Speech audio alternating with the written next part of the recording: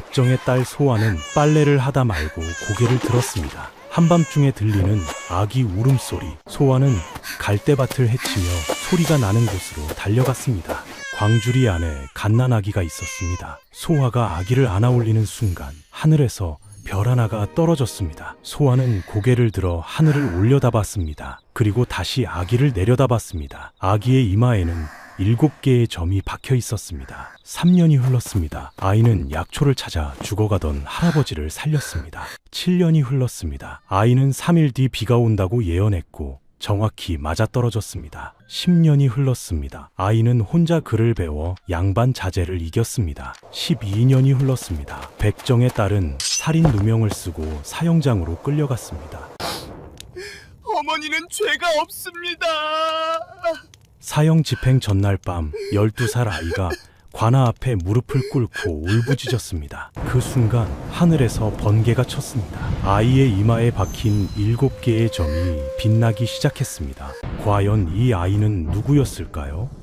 그리고 백정의 딸에게는 어떤 운명이 기다리고 있었을까요? 오늘 이야기 시작하기 전에 구독과 좋아요 한 번만 눌러주세요. 여러분의 작은 응원이 제게는 큰 힘이 됩니다. 그리고 지금 보고 계신 지역을 댓글로 남겨주시면 그곳으로 복을 보내드리겠습니다. 자, 그럼 본격적으로 이야기 들어가겠습니다. 썩 물러가지 못해. 김부자땡 마님이 소아의 얼굴에 대고 소리를 질렀어요. 소아는 고개를 숙였습니다. 해진 무명 저고리에 누더기 치마를 입은 모습이었지요. 마님, 품삯은 적게 받겠습니다. 제발 일거리를 주십시오. 마님은 빗자루를 들어 소아를 내쫓았어요. 백정년이 감히 우리 집 대문을 두드려? 네가 손댄 물건을 누가 쓰겠어? 소아는 비틀거리며 대문 밖으로 나왔습니다. 대문 앞에 서 있던 마을 사람들이 수군거렸어요. 저 백정년 또 구걸하러 다니네. 참 뻔뻔하기도 하지. 한 아낙네가 소아 앞에 침을 뱉었습니다. 소아는 그저 고개를 숙이고 걸어갔어요. 맨발이었습니다. 백정의 자식은 집신조차 신을 수 없었거든요.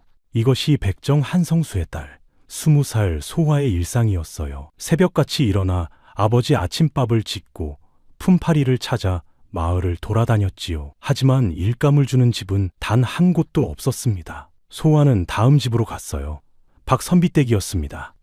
높은 기와집이 햇살에 반짝였지요. 소아는 대문 앞에 서서 조심스럽게 말했습니다. 저기 품팔이 왔습니다. 안에서 하인이 나왔어요. 비단 두루마기를 입은 하인이었습니다. 소아를 보자마자 인상을 찌푸렸지요. 너는 들어오지도 마라. 주인마님께서 백정 자식은 집 근처에도 오지 말라 하셨다. 소아는 두 손을 모으고 빌었어요. 제가 일을 잘합니다. 한 번만 기회를 주십시오. 하인은 손을 휘저었습니다. 안 된다고 했잖아. 빨리 가지 않으면 곤장을 맞을 줄 알아. 소아는 3번째 집으로, 4번째 집으로, 5번째 집으로 갔어요. 어디를 가도 마찬가지였습니다. 오후가 되었지만 일감을 얻은 곳은 없었어요. 소아는 나무 그늘에 앉아 주먹밥 하나를 꺼냈습니다. 아침에 만들어 온 보리밥이었어요. 거친 보리알이 그대로 보였지요. 한 입 베어 먹으려는데 마을 아이들이 떼를 지어 달려왔습니다. 저기 백정년이다. 아이들은 소아에게 돌을 던졌어요. 소아는 황급히 주먹밥을 품에 넣고 몸을 피했습니다. 애기씨들,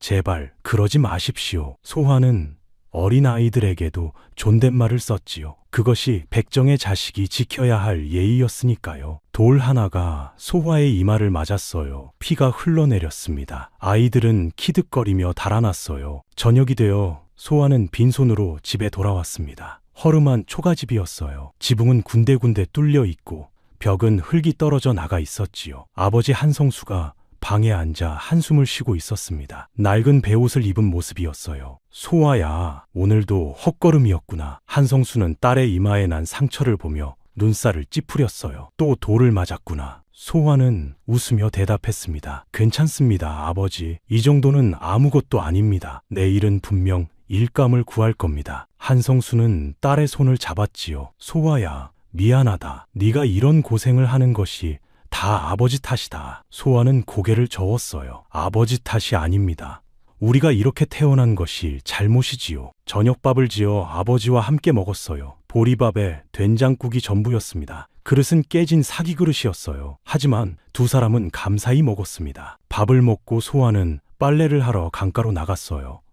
봄밤이었습니다. 날씨는 따뜻했지만 강물은 아직 차가웠지요. 소아는 무릎을 꿇고 빨래를 시작했습니다. 달빛이 강물에 비쳐 반짝였어요. 소아는 빨래를 하면서 눈물을 흘렸습니다. 언제까지 이렇게 살아야 할까? 하지만 아버지를 버리고 갈 수는 없는데 소아는 한참을 울다가 눈물을 닦았어요. 우는 것으로 달라지는 것은 아무것도 없었으니까요. 그때였습니다. 응애, 응애. 어디선가 아기 울음소리가 들려왔어요. 소아는 손을 멈추고 귀를 기울였습니다. 분명 아기가 우는 소리였지요. 이 한밤중에 아기 울음소리라니. 소아는 빨래를 내려놓고 소리가 나는 쪽으로 걸어갔어요. 울음소리는 갈대밭 깊숙한 곳에서 들려왔습니다. 소아는 갈대를 헤치며 앞으로 나아갔어요. 갈대잎이 소아의 팔을 스쳤지만 소아는 아랑곳하지 않고 걸어갔지요. 울음소리가 점점 가까워졌습니다. 그리고 광주리를 발견했어요. 작은 쌀이 광주리 하나가 갈대밭 사이에 놓여 있었습니다. 그 안에서 갓난아기가 울고 있었어요. 소아는 무릎을 꿇고 광주리를 들여다봤어요. 아기는 고운 비단 보자기에 쌓여 있었습니다. 보라색 비단이었지요. 보자기에는 금실로 항문양이 수놓아져 있었어요. 이건 양반집 아기로구나. 소아는 조심스럽게 보자기를 열었습니다. 갓난아기가 있었어요. 아기는 울음을 터뜨리며 작은 팔을 휘저었습니다. 소아는 아기 옆에 놓인 쪽지를 집어들었어요. 달빛에 비춰 쪽지를 읽었습니다. 이 아이를 부디 복 있는 분이 키워주십시오. 사정이 있어 키울 수 없으니 아이만은 살려주시기를 간절히 빕니다. 쪽지는 그렇게만 적혀 있었어요. 소아는 아기를 안아 올렸습니다. 그 순간 하늘에서 이상한 일이 벌어졌어요. 별 하나가 하늘에서 떨어지는 것이었습니다. 아니, 떨어진다기보다는 소아가 있는 곳을 향해 내려오는 것처럼 보였지요. 소아는 숨을 죽이고 하늘을 올려다봤어요. 별빛이 점점 가까워지더니 강가를 환하게 비췄습니다. 마치 한낮처럼 밝았어요. 주변의 갈대가 빛에 반짝이고 강물이 은빛으로 물들었지요. 소아는 눈을 깜빡였습니다. 그리고 빛이 사라지자 다시 평범한 밤이 되었어요. 소아는 다시 아기를 내려다봤습니다. 그리고 깜짝 놀랐어요. 아기의 이마에 작은 점 7개가 박혀 있었던 것입니다. 마치 북두칠성처럼 7개의 점이 일렬로 배열되어 있었지요. 소아는 손가락으로 조심스럽게 아기의 이마를 만져봤어요. 점은 지워지지 않았습니다. 태어날 때부터 있던 점이었어요. 더 신기한 일이 벌어졌습니다. 아기가 울음을 멈추고 소아를 빤히 쳐다보는 것이었어요. 그리고 방긋 웃었습니다. 갓난아기가 웃다니 소아는 놀라움에 입을 다물지 못했지요. 이 아이는 보통 아이가 아니구나. 소아는 아기를 꼭 껴안고 집으로 돌아왔습니다. 한성수는 아직 잠들지 않고 방에 앉아 있었어요. 낡은 삼배 이불을 무릎에 덮고 있었지요. 소아가 아기를 안고 들어오자 한성수는 깜짝 놀라 벌떡 일어났습니다. 소아야, 그 아기는 대체 어디서 났느냐? 소아는 강가에서 있었던 일을 모두 이야기했어요. 버려진 아기를 발견한 것, 별빛이 떨어진 것, 이마에 7개의 점이 있는 것, 아기가 자신을 보고 웃은 것까지 말했습니다. 한성수는 아기를 내려다보며 고개를 저었어요. 딸아, 이 아이는 우리가 키울 수 없다. 비단 보자기를 보니 양반집 아이인 것이 분명하구나. 관아에 신고해야 한다. 소아는 아버지 앞에 무릎을 꿇었어요. 아버지, 제발요. 이 아이를 관아에 맡기면 아이는 죽을지도 모릅니다. 버려진 아이를 누가 거둬주겠습니까? 한성수는 한숨을 쉬었지요. 하지만 우리 형편에 아이를 키우는 것은 너무 힘들다. 우리는 하루하루 먹고 살기도 힘든 백정이 아니냐. 소아는 두 손을 모으고 아버지께 빌었습니다. 아버지, 제가 일을 더 하겠습니다. 밤을 새워서라도 품팔이를 하고 돈을 벌겠습니다. 그러니 이 아이만은 살려주십시오. 이 아이를 보니 제 마음이 그냥 가만히 있질 못합니다. 한성수는 딸의 얼굴을 바라봤어요. 소아의 눈에는 눈물이 가득했습니다. 한성수는 한참을 고민하다가 고개를 끄덕였지요. 알았다. 내 뜻이 그러하다면 어쩔 수 없구나. 하지만 소아야, 우리 신분으로 아이를 키운다는 것이 얼마나 힘든 일인지 알아야 한다. 우리도 천대받는데 이 아이도 백정의 자식으로 평생을 살아야 할 것이다. 다음 날 아침 소아는 아기를 업고 마을 점쟁이 할머니를 찾아갔어요. 할머니는 마을에서 가장 나이가 많고 점을 잘 보기로 유명했습니다. 소아가 사정을 말하자 할머니는 아기의 이마를 자세히 들여다봤어요. 한참을 들여다보던 할머니가 입을 열었습니다. 이 아이는 하늘에서 내려온 아이로구나. 이마의 7점은 북두칠성의 표시다. 북두칠성은 하늘의 별 중에서도 가장 밝은 별이지. 이 아이는 복을 가져올 아이다. 소아는 기쁜 마음에 물었어요. 그럼 이 아이를 키워도 되는 것인가요? 할머니는 잠시 침묵했습니다. 그리고 소아를 똑바로 쳐다보며 말했어요. 소아야, 하지만 복이 온다는 것은 시련도 함께 온다는 뜻이니라. 이 아이는 비범한 능력을 가지고 태어났다. 하지만 사람들은 그 능력을 두려워할 것이고 너를 더욱 괴롭힐 것이다. 그래도 이 아이를 키울 것이냐? 소아는 망설이지 않고 대답했습니다. 예, 할머니, 저는 이 아이를 키우겠습니다. 어떤 고난이 와도 이 아이를 지키겠습니다. 할머니는 소아의 손을 잡았어요. 네 마음이 그러하다면 하늘도 도울 것이다. 이 아이의 이름은 천복이라 지어라. 하늘이 내린 복이라는 뜻이니라. 세월이 흘러 천복이는 3살이 되었어요. 천복이는 또래 아이들보다 훨씬 총명했습니다. 말도 일찍 배웠고 한 번 본 것은 잊어버리지 않았어요. 소아는 천복이를 업고 품팔이를 다녔지만 여전히 마을 사람들은 소아를 멀리했지요. 하지만 소아는 행복했습니다. 천복이가 있었으니까요. 어느 가을날이었습니다. 기침. 한성수가 갑자기 기침을 심하게 하더니 쓰러졌어요. 소아는 급히 아버지를 방에 눕히고 이마를 짚어봤습니다. 손이 될 정도로 뜨거웠지요. 아버지, 정신 차리세요. 하지만 한성수는 눈을 감은 채 신음만 했습니다. 소아는 황급히 마을 의원을 불러왔어요. 의원은 한성수를 진찰하고 나서 고개를 저었습니다. 이건 폐병이요. 약을 쓰긴 하겠지만 수위를 넘기기 어려울 것 같소. 소아는 무릎이 꺾였어요. 의원님, 제발 아버지를 살려주십시오. 약값은 제가 어떻게든 마련하겠습니다. 의원은 한지에 싼 약을 지어주고 갔지만 효과가 없었어요. 한성수는 하루하루 더 쇠약해졌습니다. 사흘째 되던 날 아침, 한성수는 거의 의식을 잃었어요. 숨소리도 가늘어졌습니다. 소아는 아버지 곁에 앉아 울기만 했어요. 아버지, 제발 눈을 떠주세요. 아버지가 가시면 저는 어떻게 합니까? 천복이도 할아버지 곁에 앉아 울고 있었지요. 할아버지, 아프지 마세요. 그때 천복이가 갑자기 자리에서 일어났습니다. 그리고 문 밖으로 나가려 했어요. 소아가 천복이를 불러 세웠습니다. 천복아, 어디 가니? 천복이는 소아를 돌아보며 말했어요. 어머니, 할아버지 살리는 약 가져올게요. 소아는 깜짝 놀랐습니다. 뭐라고? 천복아, 너는 아직 3살이잖니? 약이 어디 있는지 어떻게 아니? 하지만 천복이는 이미 밖으로 나가고 있었어요. 소아는 천복이를 따라 나갔습니다. 천복이는 집 뒤 산으로 올라가고 있었지요. 3살짜리 아이가 산길을 혼자 걸어가는 것이었습니다. 소아는 뒤따라갔지만 천복이를 막지는 않았어요. 뭔가 이상한 느낌이 들었으니까요. 천복이는 산속 깊은 곳까지 올라갔어요. 바위도 넘고 가시덤불도 헤쳤습니다. 그리고 한 바위 옆에 멈춰 섰어요.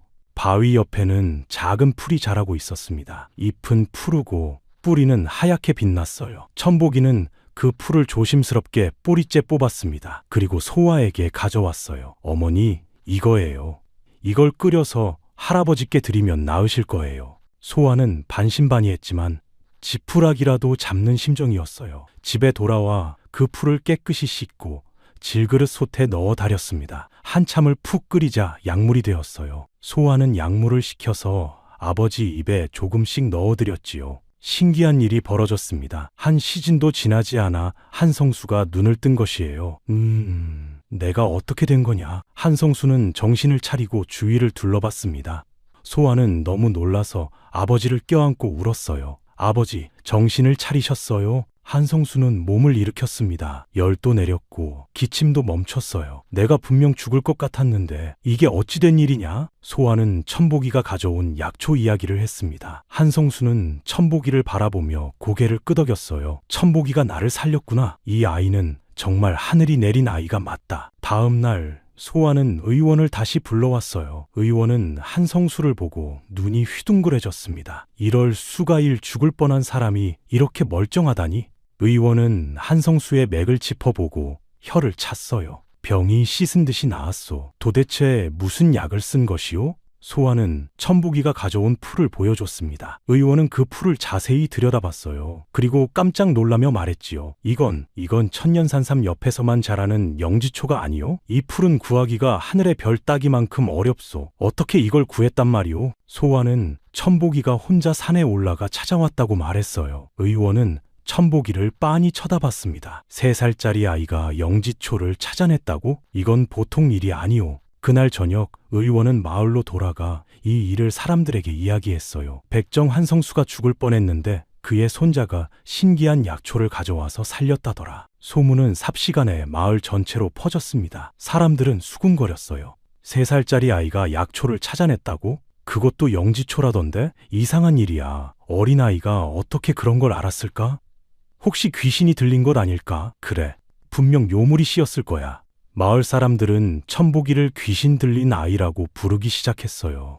사람들의 눈빛이 변했습니다. 호기심이 아니라 두려움이었지요. 그리고 며칠 후 마을에서 가장 무서운 사람이 소아를 찾아왔습니다. 박진사 댁 부인 박부인이었어요. 박부인은 마을에서 가장 세도가 높은 집안의 안주인이었습니다. 비단 저고리에 수놓은 치마를 입고 머리에는 옥비녀를 꽂고 있었지요. 마을 사람들은 모두 박부인을 무서워했습니다. 박부인은 소아네 집 앞에 서서 큰 소리로 외쳤어요. 백정년아, 당장 나와봐. 소아는 황급히 밖으로 나갔어요. 박부인이 마당에 서 있었습니다. 그 뒤로 마을 사람들이 몰려 있었어요. 소아는 박부인 앞에 무릎을 꿇고 절을 했지요. 해진 무명옷에 먼지가 묻었습니다. 부인마님, 무슨 일로 오셨습니까? 박부인은 소아를 내려다보며 말했어요. 비단 치맛자락이 바람에 펄럭였지요. 네가 키우는 그 아이 말이다. 3살짜리가 영지초를 찾아냈다며? 그건 사람이 할 짓이 아니야. 소아는 고개를 저었습니다. 아닙니다, 부인마님. 천복이는 그저 총명한 아이일 뿐입니다. 박부인은 코웃음을 쳤어요. 총명하다고?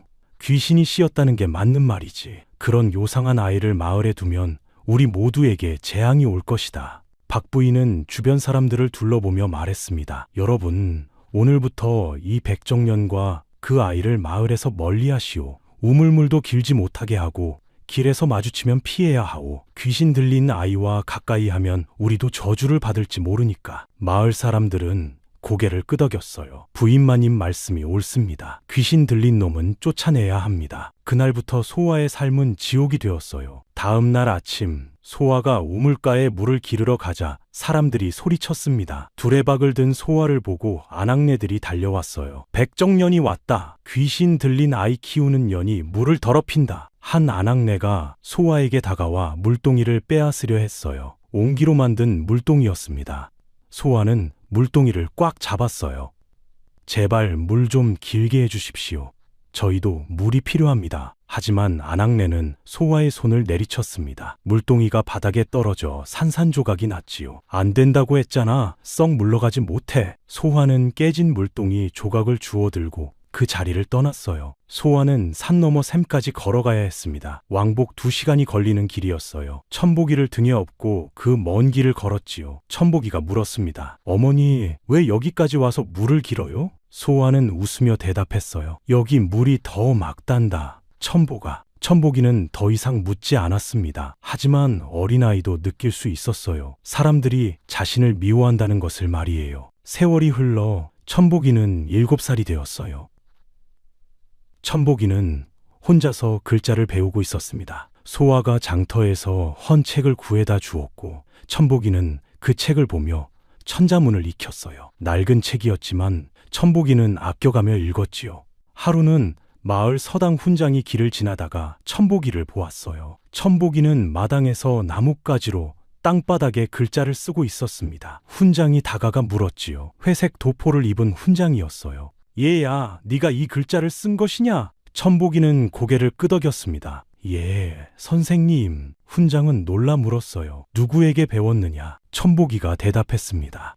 책을 보고 혼자 배웠습니다. 훈장은 천복이에게 천자문을 물어봤어요. 천복이는 막힘없이 대답했습니다. 훈장은 감탄하며 말했지요. 이 아이는 천재로구나. 내가 가르치고 싶다. 훈장은 소아를 찾아왔어요. 아주머니, 이 아이를 우리 서당에 보내시오. 내가 무료로 가르치겠소. 소아는 기쁜 마음에 눈물을 흘렸습니다. 정말입니까, 훈장님? 하지만 훈장의 얼굴이 어두워졌어요. 하지만 다른 학부형들을 설득해야 하오.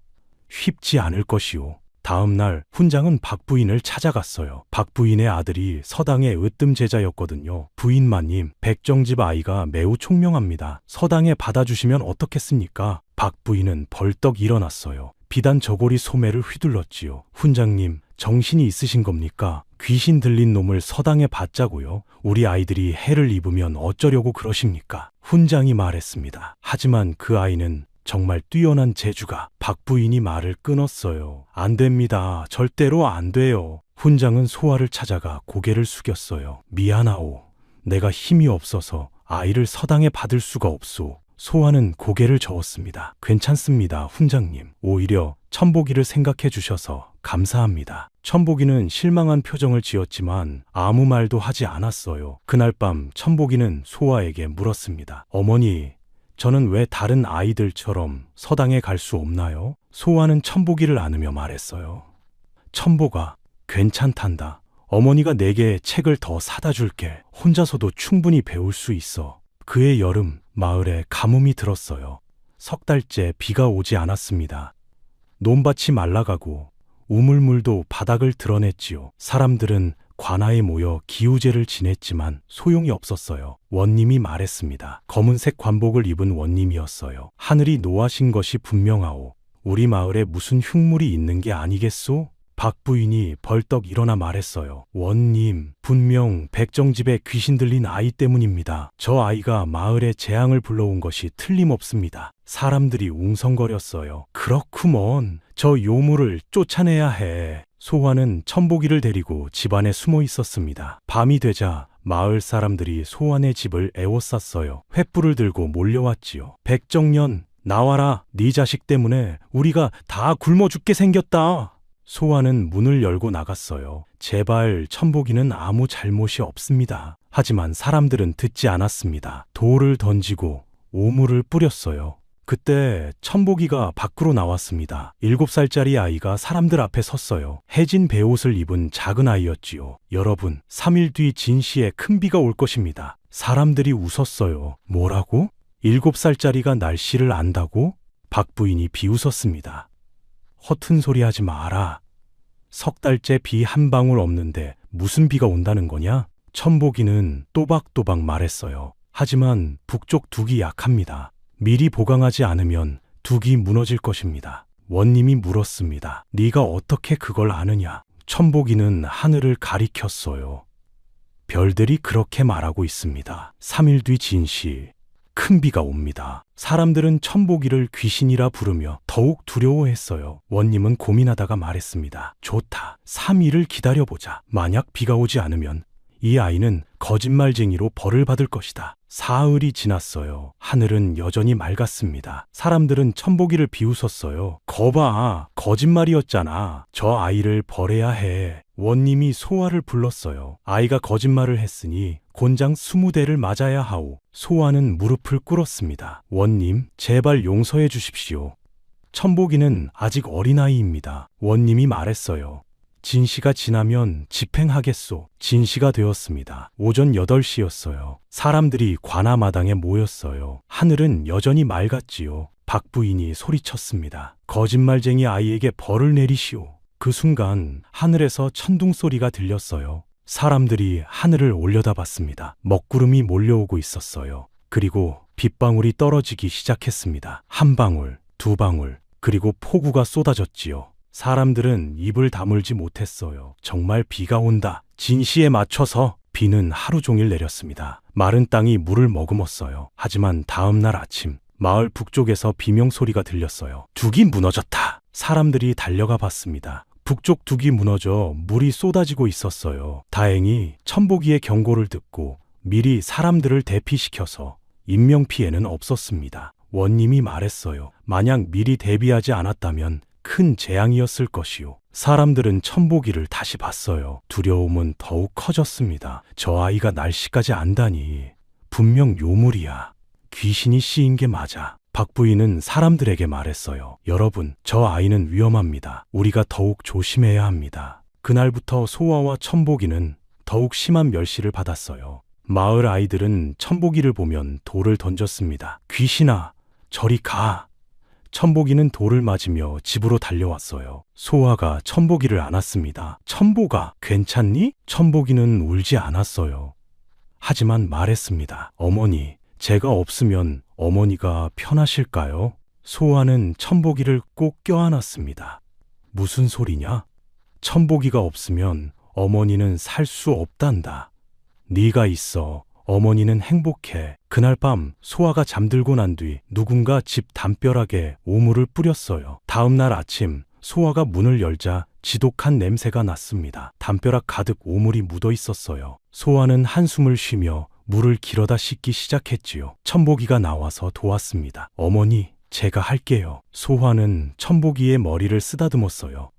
괜찮단다 천복아, 함께하자. 며칠 후 서당 훈장이 몰래 소아를 찾아왔어요. 밤이었습니다. 훈장은 주위를 살피며 들어왔지요. 아주머니, 내가 천복이를 몰래 가르치고 싶소. 밤에 우리 집으로 보내시오. 소아는 감사의 눈물을 흘렸습니다. 훈장님, 정말 감사합니다. 그날부터 천복이는 밤마다 훈장의 집에 가서 공부를 배웠어요. 천복이는 스펀지처럼 지식을 흡수했습니다. 훈장은 감탄했어요. 이 아이는 정말 천재다. 이런 아이를 본 적이 없소. 하지만 이 사실이 박 부인의 귀에 들어갔어요. 박 부인은 훈장을 찾아가 소리쳤습니다. 비단 치마를 휘날리며 화를 냈지요. 훈장님, 제가 분명히 말씀드렸지 않습니까? 그 아이를 가르치지 말라고. 훈장이 대답했어요. 하지만 부인마님, 이 아이는 정말 뛰어난. 박 부인이 말을 끊었습니다. 훈장님이 계속 그 아이를 가르치신다면 우리 아이를 서당에서 빼겠습니다. 다른 집안들도 마찬가지일 겁니다. 훈장은 결국 고개를 숙였어요. 알겠습니다, 부인마님. 다음 날 훈장은 천복이에게 말했습니다. 천복아, 미안하다. 더 이상 너를 가르칠 수가 없구나. 천복이는 고개를 끄덕였어요. 괜찮습니다, 훈장님. 그동안 감사했습니다. 천복이는 집으로 돌아와 소아에게 말하지 않았습니다. 대신 혼자 책을 펼쳐들고 공부했어요. 그날 밤 소아는 천복이가 혼자 책을 읽는 모습을 봤어요. 촛불 아래서 작은 아이가 글을 읽고 있었습니다. 낡은 책장을 조심스럽게 넘기고 있었지요. 소아는 가슴이 아팠습니다. 천복아, 너무 무리하지 마라. 천복이는 웃으며 대답했어요. 어머니, 괜찮습니다. 저는 혼자서도 공부할 수 있어요. 그리고 언젠가는 과거의 급제에서 어머니를 편히 모실 겁니다. 소아는 눈물을 흘렸어요. 이 착한 아이가 대체 무슨 죄가 있단 말인가. 하지만 소아는 아직 몰랐습니다. 앞으로 다가올 고난이 이보다 훨씬 더 클 것이라는 것을 말이에요. 그리고 박 부인의 괴롭힘은 이제 시작에 불과했다는 것도요. 세월이 흘렀어요. 천복이는 10살이 되었습니다. 혼자서 책을 읽고 공부했지요. 소아가 품팔이로 번 돈으로 헌 책을 사다 줬고 천복이는 그 책들을 모두 외웠어요. 낡은 종이가 누렇게 변한 책들이었지만 천복이에게는 보물이었습니다. 사서삼경을 독파했고 시를 짓기 시작했어요. 마을 사람들은 수군거렸지요. 백정집 아이가 글을 읽는다더라.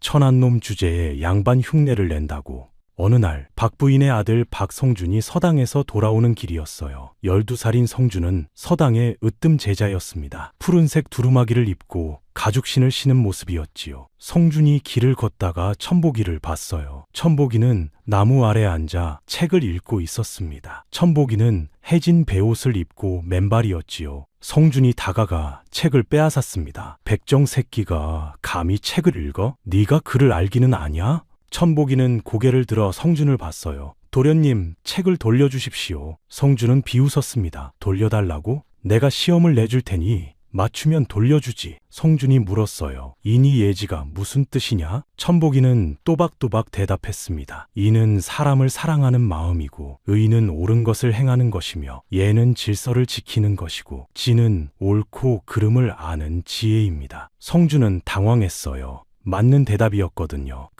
그럼 이건 어떠냐? 노너 첫 구절을 외워봐라. 천복이가 말했습니다. 하기 시습지 불역여로, 유붕자원 박내 불역 낳고, 배우고 때때로 익히니 또한 기쁘지 아니한가. 벗이 먼 곳에서 찾아오니 또한 즐겁지 아니한가. 성준의 얼굴이 붉어졌어요. 자신도 겨우 외운 구절을 백정집 아이가 막힘없이 외우다니. 네 주제에. 성준은 책을 땅에 던지고 발로 밟았습니다. 그리고 달아났지요. 천복이는 책을 주워들고 먼지를 털었어요. 책장이 찢어져 있었습니다. 그날 저녁 성주는 어머니 박 부인에게 말했어요. 어머니, 백정 집 아이가 저보다 글을 잘 압니다. 박 부인의 눈이 번뜩였어요. 비단 저고리의 매듭을 꽉 쥐었지요. 뭐라고? 천한 놈이 우리 성준이보다 낫다고? 성주는 고개를 끄덕였습니다. 논어도 외우고 사서 삼경도 안다고 합니다. 박 부인은 입술을 깨물었어요. 그럴 리가 없어. 분명 누군가 가르친 것이 틀림없다. 다음 날 박 부인은 소환의 집으로 찾아갔어요. 하인 둘을 데리고 왔습니다. 하인들은 굵은 몽둥이를 들고 있었지요. 소아가 황급히 나와 절을 했습니다. 부인마님, 무슨 일로? 박 부인은 소아를 밀쳤어요. 비켜라. 박 부인은 집 안으로 들어갔습니다. 천복이가 방에 앉아 책을 읽고 있었어요. 박 부인은 천복이의 책을 빼앗았지요. 이게 다 뭐냐? 방 한쪽에는 책들이 쌓여 있었어요. 10권이 넘었습니다. 누런 종이에 먹으로 쓴 책들이었지요. 천한 놈이 감히 책을 모으고 있었구나. 박 부인은 하인들에게 명령했어요. 저 책들을 다 가져와라. 하인들이 책을 모두 끌어모았습니다. 소화가 몇 년 동안 모아준 책들이었어요. 천복이가 소리쳤습니다. 부인마님, 제발 책만은. 박 부인은 천복이의 뺨을 때렸어요. 손바닥 자국이 천복이 뺨에 붉게 남았지요. 닥쳐라! 천복이는 바닥에 넘어졌습니다. 소아가 달려와 천복이를 안았어요. 부인마님, 제발 용서해 주십시오. 박 부인은 마당으로 나갔어요. 하인들에게 책을 마당 가운데 쌓으라고 했습니다. 그리고 불을 붙이라고 명령했지요. 하인 하나가 횃불을 가져와 책더미에 불을 붙였어요. 책들이 타기 시작했습니다. 종이가 타는 냄새가 났지요. 천복이가 울부짖었어요. 안 돼요. 제 책들이에요. 천복이는 불 속으로 뛰어들려 했지만 소아가 꽉 붙잡았습니다. 천복아, 안 돼. 천복이는 소아의 품에서 울었어요. 책들은 모두 재가 되었습니다. 검은 재만 남았지요. 박 부인은 소아를 내려다보며 말했어요. 백정년, 내 주제를 알아라. 네가 아무리 발버둥 쳐도 천한 것은 천한 것이야. 이 아이도 평생 백정으로 살 것이고 네 자식도 백정이 될 것이다. 소아는 고개를 숙이고 있었지요. 박 부인은 비웃으며 돌아갔습니다. 그날 밤 천복이는 울지 않았어요. 다만 재가 된 책들을 바라보고 있었습니다. 소아가 천복이 곁에 앉았어요. 천복아, 미안하다. 어머니가 힘이 없어서. 천복이가 말했습니다. 어머니, 괜찮습니다. 책은 사라져도 제 머릿속에 있는 것은 아무도 가져갈 수 없어요. 소아는 천복이를 꼭 안았어요. 이 아이가 얼마나 강한지 새삼 깨달았습니다. 며칠 후 마을에 소문이 퍼졌어요. 박진사 댁에서 글짓기 대회를 연다더라. 서당 제자들이 모두 참여한다고 해. 박 부인은 서당 훈장에게 말했습니다. 훈장님, 우리 성준이 실력을 뽐낼 기회를 만들어 주시오. 훈장은 고개를 끄덕였어요. 알겠습니다, 부인마님. 대회 날짜가 정해졌습니다. 소식을 들은 천복이는 소화에게 말했어요. 어머니, 저도 대회에 나가고 싶습니다. 소화는 놀라 물었지요. 천복아, 하지만 너는 서당 제자가 아니잖니. 천복이가 말했습니다. 공고문에 마을 아이라면 누구나 참여할 수 있다고 적혀 있었어요. 소화는 걱정스러웠어요. 천복아, 가면 또 괴롭힘을 당할 거야. 천복이는 고개를 저었습니다. 괜찮습니다, 어머니. 저는 제 실력을 보여주고 싶습니다. 대회 날이 되었어요. 박진사 댁 사랑채에 아이들이 모였습니다. 10명 정도 되었어요. 모두 양반 자제들이었지요. 비단 두루마기를 입고 갓을 쓴 아이들이었습니다. 천복이가 들어서자 사랑채가 조용해졌어요. 천복이는 해진 베옷의 맨발이었지요. 아이들이 수군거렸습니다. 백정 새끼가 왜 왔어? 저 요물이 감히. 성준이 소리쳤어요. 너는 나갈 수 없어. 천복이는 공고문을 내밀었습니다. 누런 종이에 붓글씨로 쓴 공고문이었어요. 여기 마을 아이라면 누구나 참여할 수 있다고 적혀 있습니다. 훈장이 난처한 표정을 지었어요. 공고문에 분명 그렇게 적혀 있었거든요. 그래, 참여는 할 수 있다. 하지만 백정 자식이 이긴다는 것은 생각지도 마라. 박 부인이 나타나 말했습니다. 좋아, 참여하게 해주지. 어차피 질 테니까. 대회가 시작되었어요. 첫 번째 문제가 나왔습니다. 효에 대해 시를 지어라. 아이들이 붓을 들었어요. 천복이도 붓을 들었습니다. 먹물을 종이에 적시며 글을 쓰기 시작했지요. 한 시즌 후 훈장이 시를 거뒀습니다. 하나씩 읽어나갔어요. 성준의 시가 괜찮았습니다. 아이들이 박수를 쳤어요. 성준 도련님이 최고예요. 그리고 천복이의 시 차례가 왔어요. 훈장이 천복이의 시를 읽기 시작했습니다. 어머니 은혜 하늘보다 높고 아버지 사랑 바다보다 깊도다. 이 몸 비록 천하나 효심만은 하늘에 닿으리. 사랑채가 조용해졌어요. 훈장은 시를 끝까지 읽었습니다. 그리고 혀를 찼지요. 이건 정말 훌륭한 시로구나. 아이들은 입을 다물지 못했어요. 박 부인의 얼굴이 굳어졌습니다. 두 번째 문제가 나왔어요. 의에 대해 글을 지어라. 다시 한 시즌이 흘렀습니다.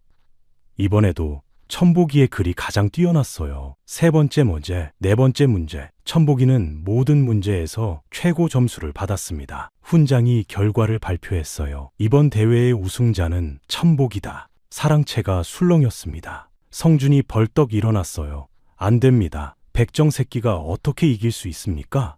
박 부인도 소리쳤지요. 훈장님, 이건 잘못된 결과입니다. 훈장은 고개를 저었어요. 부인마님, 제가 공정하게 채점했습니다. 천복이의 실력이 가장 뛰어났습니다. 박 부인은 분노에 떨었습니다. 좋아. 그렇다면 다른 방법이 있어. 박 부인은 하인들을 불렀어요. 저 아이를 끌어내라. 하인 둘이 천복이를 붙잡았습니다. 천복이는 놀라 소리쳤지요. 무엇을 하시는 겁니까? 박 부인이 말했어요. 네가 부정행위를 했을 것이 분명하다. 벌을 받아야지. 하인들이 천복이를 사랑채 마당으로 끌고 나갔습니다. 훈장이 말렸어요. 부인마님, 이건 너무하십니다. 하지만 박 부인은 듣지 않았습니다. 마당에 천복이를 무릎 꿇렸어요. 박 부인이 회초리를 들었습니다. 대나무로 만든 회초리였지요. 감히 우리 성준이를 이기다니. 회초리가 천복이의 등을 내리쳤어요. 천복이는 신음을 냈습니다. 한 대, 두 대, 세 대, 10대를 맞았습니다. 천복이의 옷이 찢어지고 피가 배어나왔어요. 그때 소아가 달려왔습니다. 집에서 소식을 들었거든요. 천보가 소아는 천복이를 감싸 안았어요.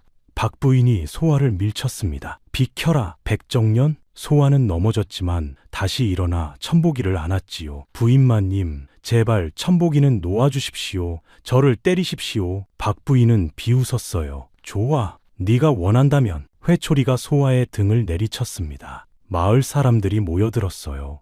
하지만 아무도 말리지 않았습니다. 오히려 구경만 했지요. 박 부인은 회초리로 소아를 20대나 때렸어요. 소아는 신음도 하지 않았습니다. 다만 천복이를 꼭 안고 있었지요. 어머니, 천복이가 울먹였어요. 괜찮단다, 천복아. 어머니는 괜찮아. 박 부인은 회초리를 던지고 말했어요.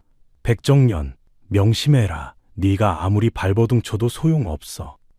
이 아이는 평생 백정으로 살 것이고 절대로 양반이 될 수 없어. 과거도 볼 수 없고 벼슬도 할 수 없지. 박 부인은 사랑채로 들어갔습니다. 마을 사람들도 하나둘 흩어졌어요. 소아는 천복이를 업고 집으로 돌아왔어요. 등에서 피가 흘렀지만 소아는 아랑곳하지 않았습니다. 집에 도착해 천복이를 내려놓았지요. 천복이의 등에도 피가 배어 있었어요. 소아는 물을 데워 천복이의 상처를 씻겼습니다. 질그릇에 담은 따뜻한 물이었어요. 천복아, 아프지? 천복이는 고개를 저었습니다. 괜찮습니다, 어머니. 그런데 어머니 등은 괜찮으세요? 소아는 웃으며 대답했어요. 어머니는 괜찮단다. 하지만 소아의 등에서는 피가 멈추지 않았습니다. 그날 밤 소아는 혼자 울었어요. 천복이가 잠든 후였습니다. 내가 힘이 없어서, 천복이를 지켜주지 못해서. 소아는 주먹으로 바닥을 쳤습니다. 하지만 울음을 삼켰어요. 천복이가 깰까봐. 며칠 후 마을 사람들이 소아네 집 앞에 모였어요. 박 부인이 이끌고 왔습니다. 백정년, 나와봐라! 소아가 밖으로 나갔습니다. 박 부인이 말했어요. 오늘부터 너희는 마을 우물을 쓸 수 없다. 샘물도 마찬가지야. 네가 기른 물로 우리 물을 더럽힐 수 없어. 소아는 무릎을 꿇었어요. 부인마님, 제발 물만은. 박 부인은 고개를 저었습니다. 안 돼. 네가 물을 길고 싶으면 산 너머 계곡까지 가거라. 그곳은 왕복 반나절이 걸리지. 그날부터 소아는 새벽 일찍 일어나 산을 넘어 계곡까지 물을 기르러 갔어요. 왕복 반나절이 걸렸습니다. 하루에 한 번밖에 물을 길 수 없었어요. 천복이가 어머니를 따라가려 했지만 소아는 막았습니다. 천복아, 집에서 공부해라. 어머니 혼자 다녀올게. 천복이는 울먹이며 말했어요. 어머니, 쟤 때문에. 소아는 천복이의 머리를 쓰다듬었습니다. 천복아, 네 탓이 아니야. 어머니는 괜찮단다. 네가 열심히 공부해서 과거에 급제하면 그때 가서 어머니를 편히 모셔주면 되는 거야. 천복이는 고개를 끄덕였어요. 어머니, 제가 꼭 과거에 급제하겠습니다. 그리고 어머니를 행복하게 해드릴게요. 하지만 천복이는 아직 몰랐습니다. 백정의 자식은 법으로 과거를 볼 수 없다는 것을 말이에요. 그리고 더 큰 시련이 다가오고 있다는 것도요. 그해 겨울, 천복이는 12살이 되었어요. 추운 날씨가 계속되었지요. 마을 사람들은 두꺼운 속옷을 입고 집 안에만 있었습니다. 소아는 여전히 산 너머 계곡까지 물을 기르러 다녔어요. 천복이는 집에서 공부를 했습니다. 책은 다 타버렸지만 기억 속에 있는 글들을 되새기며 공부했지요. 어느 날 아침이었어요.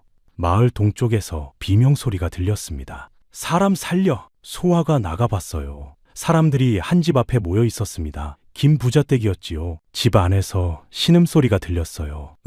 춥다. 너무 춥다. 의원이 급히 달려왔습니다. 검은색 두루마기를 입고 약상자를 들고 있었어요. 환자를 진찰하고 나서 얼굴이 하얗게 변했습니다. 이건 역병입니다. 마을이 발칵 뒤집혔어요. 역병이라니. 사람들은 공포에 떨었습니다. 다음 날 또 다른 집에서 환자가 나왔어요. 그 다음 날에도 또 그 다음 날에도 일주일 만에 20명이 넘는 사람들이 병에 걸렸지요. 높은 열이 나고 온몸이 떨리고 붉은 반점이 돋았습니다. 환자들은 이불을 뒤집어 쓰고도 추위에 떨었어요. 의원은 손을 들었습니다.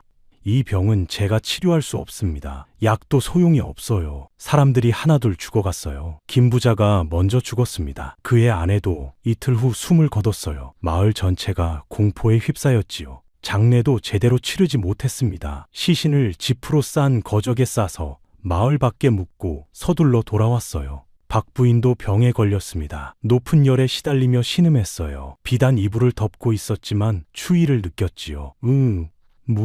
물을 다오. 원님이 마을 사람들을 모았어요. 여러분, 이 역병의 원인을 찾아야 합니다. 대체 어디서 이런 병이 들어온 것이오? 사람들은 수군거렸지요. 그때 한 노인이 말했습니다. 백발에 굽은 등의 노인이었어요. 원님, 분명 귀신 들린 아이 때문입니다. 백정집 아이 말이에요. 저 요물이 마을에 저주를 내린 것이 틀림없습니다. 사람들이 고개를 끄덕였어요. 맞아. 분명 저 아이 때문이야. 원님이 물었어요. 하지만 백정집은 병에 걸리지 않았소? 노인이 대답했습니다.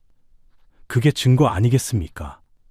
저 아이가 병을 퍼뜨렸으니 자신들은 안 걸리는 거지요. 사람들은 분노했습니다. 저 요물을 당장 잡아와야 해. 마을에서 쫓아내자. 그날 밤 천복이는 잠을 이루지 못했어요. 마을 사람들의 신음소리가 들렸거든요. 천복이는 자리에서 일어났습니다. 소아가 깨어 물었지요. 천복아, 왜 안 자니? 천복이가 말했어요. 어머니, 저 사람들을 치료할 수 있어요. 소아는 놀라 물었습니다. 뭐라고? 의원도 못 고치는 병인데? 천복이는 고개를 끄덕였어요. 약초를 알아요. 산에 가면 구할 수 있습니다. 소아는 걱정스러웠어요. 천복아, 하지만 사람들이 너를 싫어하잖니. 네가 도와줘도 고맙다고 하지 않을 거야. 천복이가 말했습니다. 그래도 괜찮아요, 어머니. 사람들이 죽어가는데 그냥 볼 수는 없어요. 소아는 한참을 고민하다가 고개를 끄덕였지요. 알았다, 천복아. 하지만 조심해야 한다. 다음 날 새벽, 천복이는 산으로 올라갔어요. 눈이 쌓여 있었지만 아랑곳하지 않았습니다. 맨발로 눈을 밟으며 걸어갔지요. 바위를 넘고 덤불을 헤쳤어요. 그리고 한 나무 아래에서 약초를 발견했습니다. 잎은 붉고 줄기는 하얗게 빛났어요. 천복이는 약초를 조심스럽게 캤습니다. 뿌리까지 모두요. 그리고 집으로 돌아왔지요. 소아와 함께 약을 다렸어요. 큰 질그릇 솥에 약초를 넣고 하루 종일 끓였습니다. 솥뚜껑을 열 때마다 약초 향이 퍼졌어요. 저녁이 되자 약물이 완성됐습니다. 천복이는 약물을 작은 사기병에 담았어요. 그리고 마을로 갔지요. 첫 번째로 찾아간 집은 박진사 댁이었어요. 박 부인이 병으로 신음하고 있었거든요. 천복이가 대문을 두드렸습니다. 하인이 나왔어요. 누구냐? 천복이가 말했지요. 약을 가져왔습니다. 부인마님의 병을 고칠 수 있습니다. 하인은 천복이를 보고 눈을 부라렸어요. 백정 새끼가 감히 썩 물러가지 못해. 천복이는 물러서지 않았습니다. 제발 이 약을 부인마님께 드리게 해주십시오. 하인이 문을 닫으려 할 때 박진사가 나왔어요. 박진사는 늙고 병든 모습이었습니다. 흰 머리카락이 헝클어져 있었지요. 아내가 죽어가는 것을 보며 지쳐 있었습니다. 얘야, 네가 정말 우리 부인을 살릴 수 있느냐? 천복이는 고개를 끄덕였어요. 예, 어른신. 박진사는 망설이다가 말했습니다. 좋아, 들어오너라. 천복이는 박부인의 방으로 들어갔어요. 방 안은 따뜻했습니다. 화로에 숯불이 타고 있었지요. 박부인은 의식이 거의 없었습니다. 얼굴은 새빨개지고 온몸에 반점이 돋아 있었어요. 비단 이불을 뒤집어 쓰고 있었지만 떨고 있었지요. 천복이는 약물을 박부인 입에 조금씩 넣어드렸습니다. 사기 숟가락으로 한 숟가락, 두 숟가락. 박부인은 약을 삼켰어요. 한 시즌이 지났어요. 박부인의 열이 내리기 시작했습니다. 두 시즌이 지나자 박부인이 눈을 떴어요. 여기가 어디냐? 박진사가 소리쳤습니다. 부인, 정신을 차리셨소. 박부인은 천천히 몸을 일으켰어요. 열도 사라지고 반점도 옅어졌습니다. 박진사는 믿을 수 없다는 표정을 지었지요. 소문이 퍼졌어요. 백정집 아이가 박부인을 살렸다더라. 다른 집에서도 천복이를 불렀습니다. 천복이는 집집마다 돌아다니며 약을 나눠줬어요. 하루, 이틀, 사흘, 일주일 만에 마을의 모든 환자가 회복되었습니다. 단 한 명도 더 죽지 않았어요. 하지만 마을 사람들의 태도는 변하지 않았어요. 오히려 더 두려워했습니다. 며칠 후 마을 회관에 사람들이 모였어요. 박부인도 회복해서 자리에 있었습니다. 원님이 말했지요. 여러분, 백정집 아이가 우리를 살렸습니다. 우리는 감사해야 하지 않겠소? 하지만 사람들은 수군거렸어요. 한 노인이 벌떡 일어났습니다. 원님, 그게 아닙니다. 생각해 보십시오. 저 아이가 병을 고칠 수 있다는 것은 저 아이가 병을 만들 수도 있다는 뜻 아니겠습니까? 사람들이 놀라 웅성거렸어요. 맞아, 그렇구먼. 박부인이 말했습니다. 그래요, 원님. 분명 저 요물이 우리에게 역병을 퍼뜨린 겁니다. 그리고 나중에 자기가 치료하는 척하며 우리를 속인 거예요. 원님이 말했어요. 하지만 증거가 없지 않소? 노인이 소리쳤습니다. 증거요? 저 아이만 병에 안 걸렸잖습니까? 그게 증거입니다. 사람들이 고개를 끄덕였어요. 맞아! 저 아이를 쫓아내야 해. 마을에 두면 또 재앙이 올 거야. 그때 한 사람이 들어왔어요. 낯선 사람이었습니다. 흰 수염에 회색 도포를 입은 노인이었지요. 머리에는 갓을 쓰고 손에는 접은 부채를 들고 있었어요. 제가 한 말씀 드려도 되겠습니까? 원님이 물었어요. 당신은 누구시오? 노인이 대답했습니다. 저는 한양에서 온 학자 정대인입니다. 이 마을을 지나다가 흥미로운 소식을 들었습니다. 정대인이 말을 이었어요. 백정집 아이가 역병을 고쳤다는 소식 말입니다. 제가 그 아이를 만나볼 수 있을까요? 원님이 말했습니다. 하지만 마을 사람들이 저 아이를 요물이라고. 정대인이 손을 들었어요. 부채를 펼쳤지요. 요물이라고요? 제가 직접 판단하겠습니다. 아이를 데려와 주십시오. 천복이가 불려왔어요. 사람들은 천복이를 보며 돌을 던지려 했지만 원님이 막았습니다. 천복이는 회관 한가운데 섰어요. 정대인이 천복이를 바라봤습니다. 그리고 천복이의 이마를 자세히 들여다봤지요. 7개의 점. 정대인의 눈이 커졌어요. 이건 북두칠성. 정대인이 천복이에게 물었습니다. 아이야, 너는 어디서 왔느냐? 천복이가 대답했어요. 저는 강가에서 주워진 아이입니다. 정대인이 또 물었지요. 너를 버렸을 때 혹시 보자기가 있었느냐? 천복이는 고개를 끄덕였어요. 예, 비단 보자기였습니다. 항문양이 수놓아져 있었어요. 정대인이 숨을 크게 들이쉬었어요. 그 보자기를 볼 수 있겠느냐? 천복이는 소화를 불렀습니다.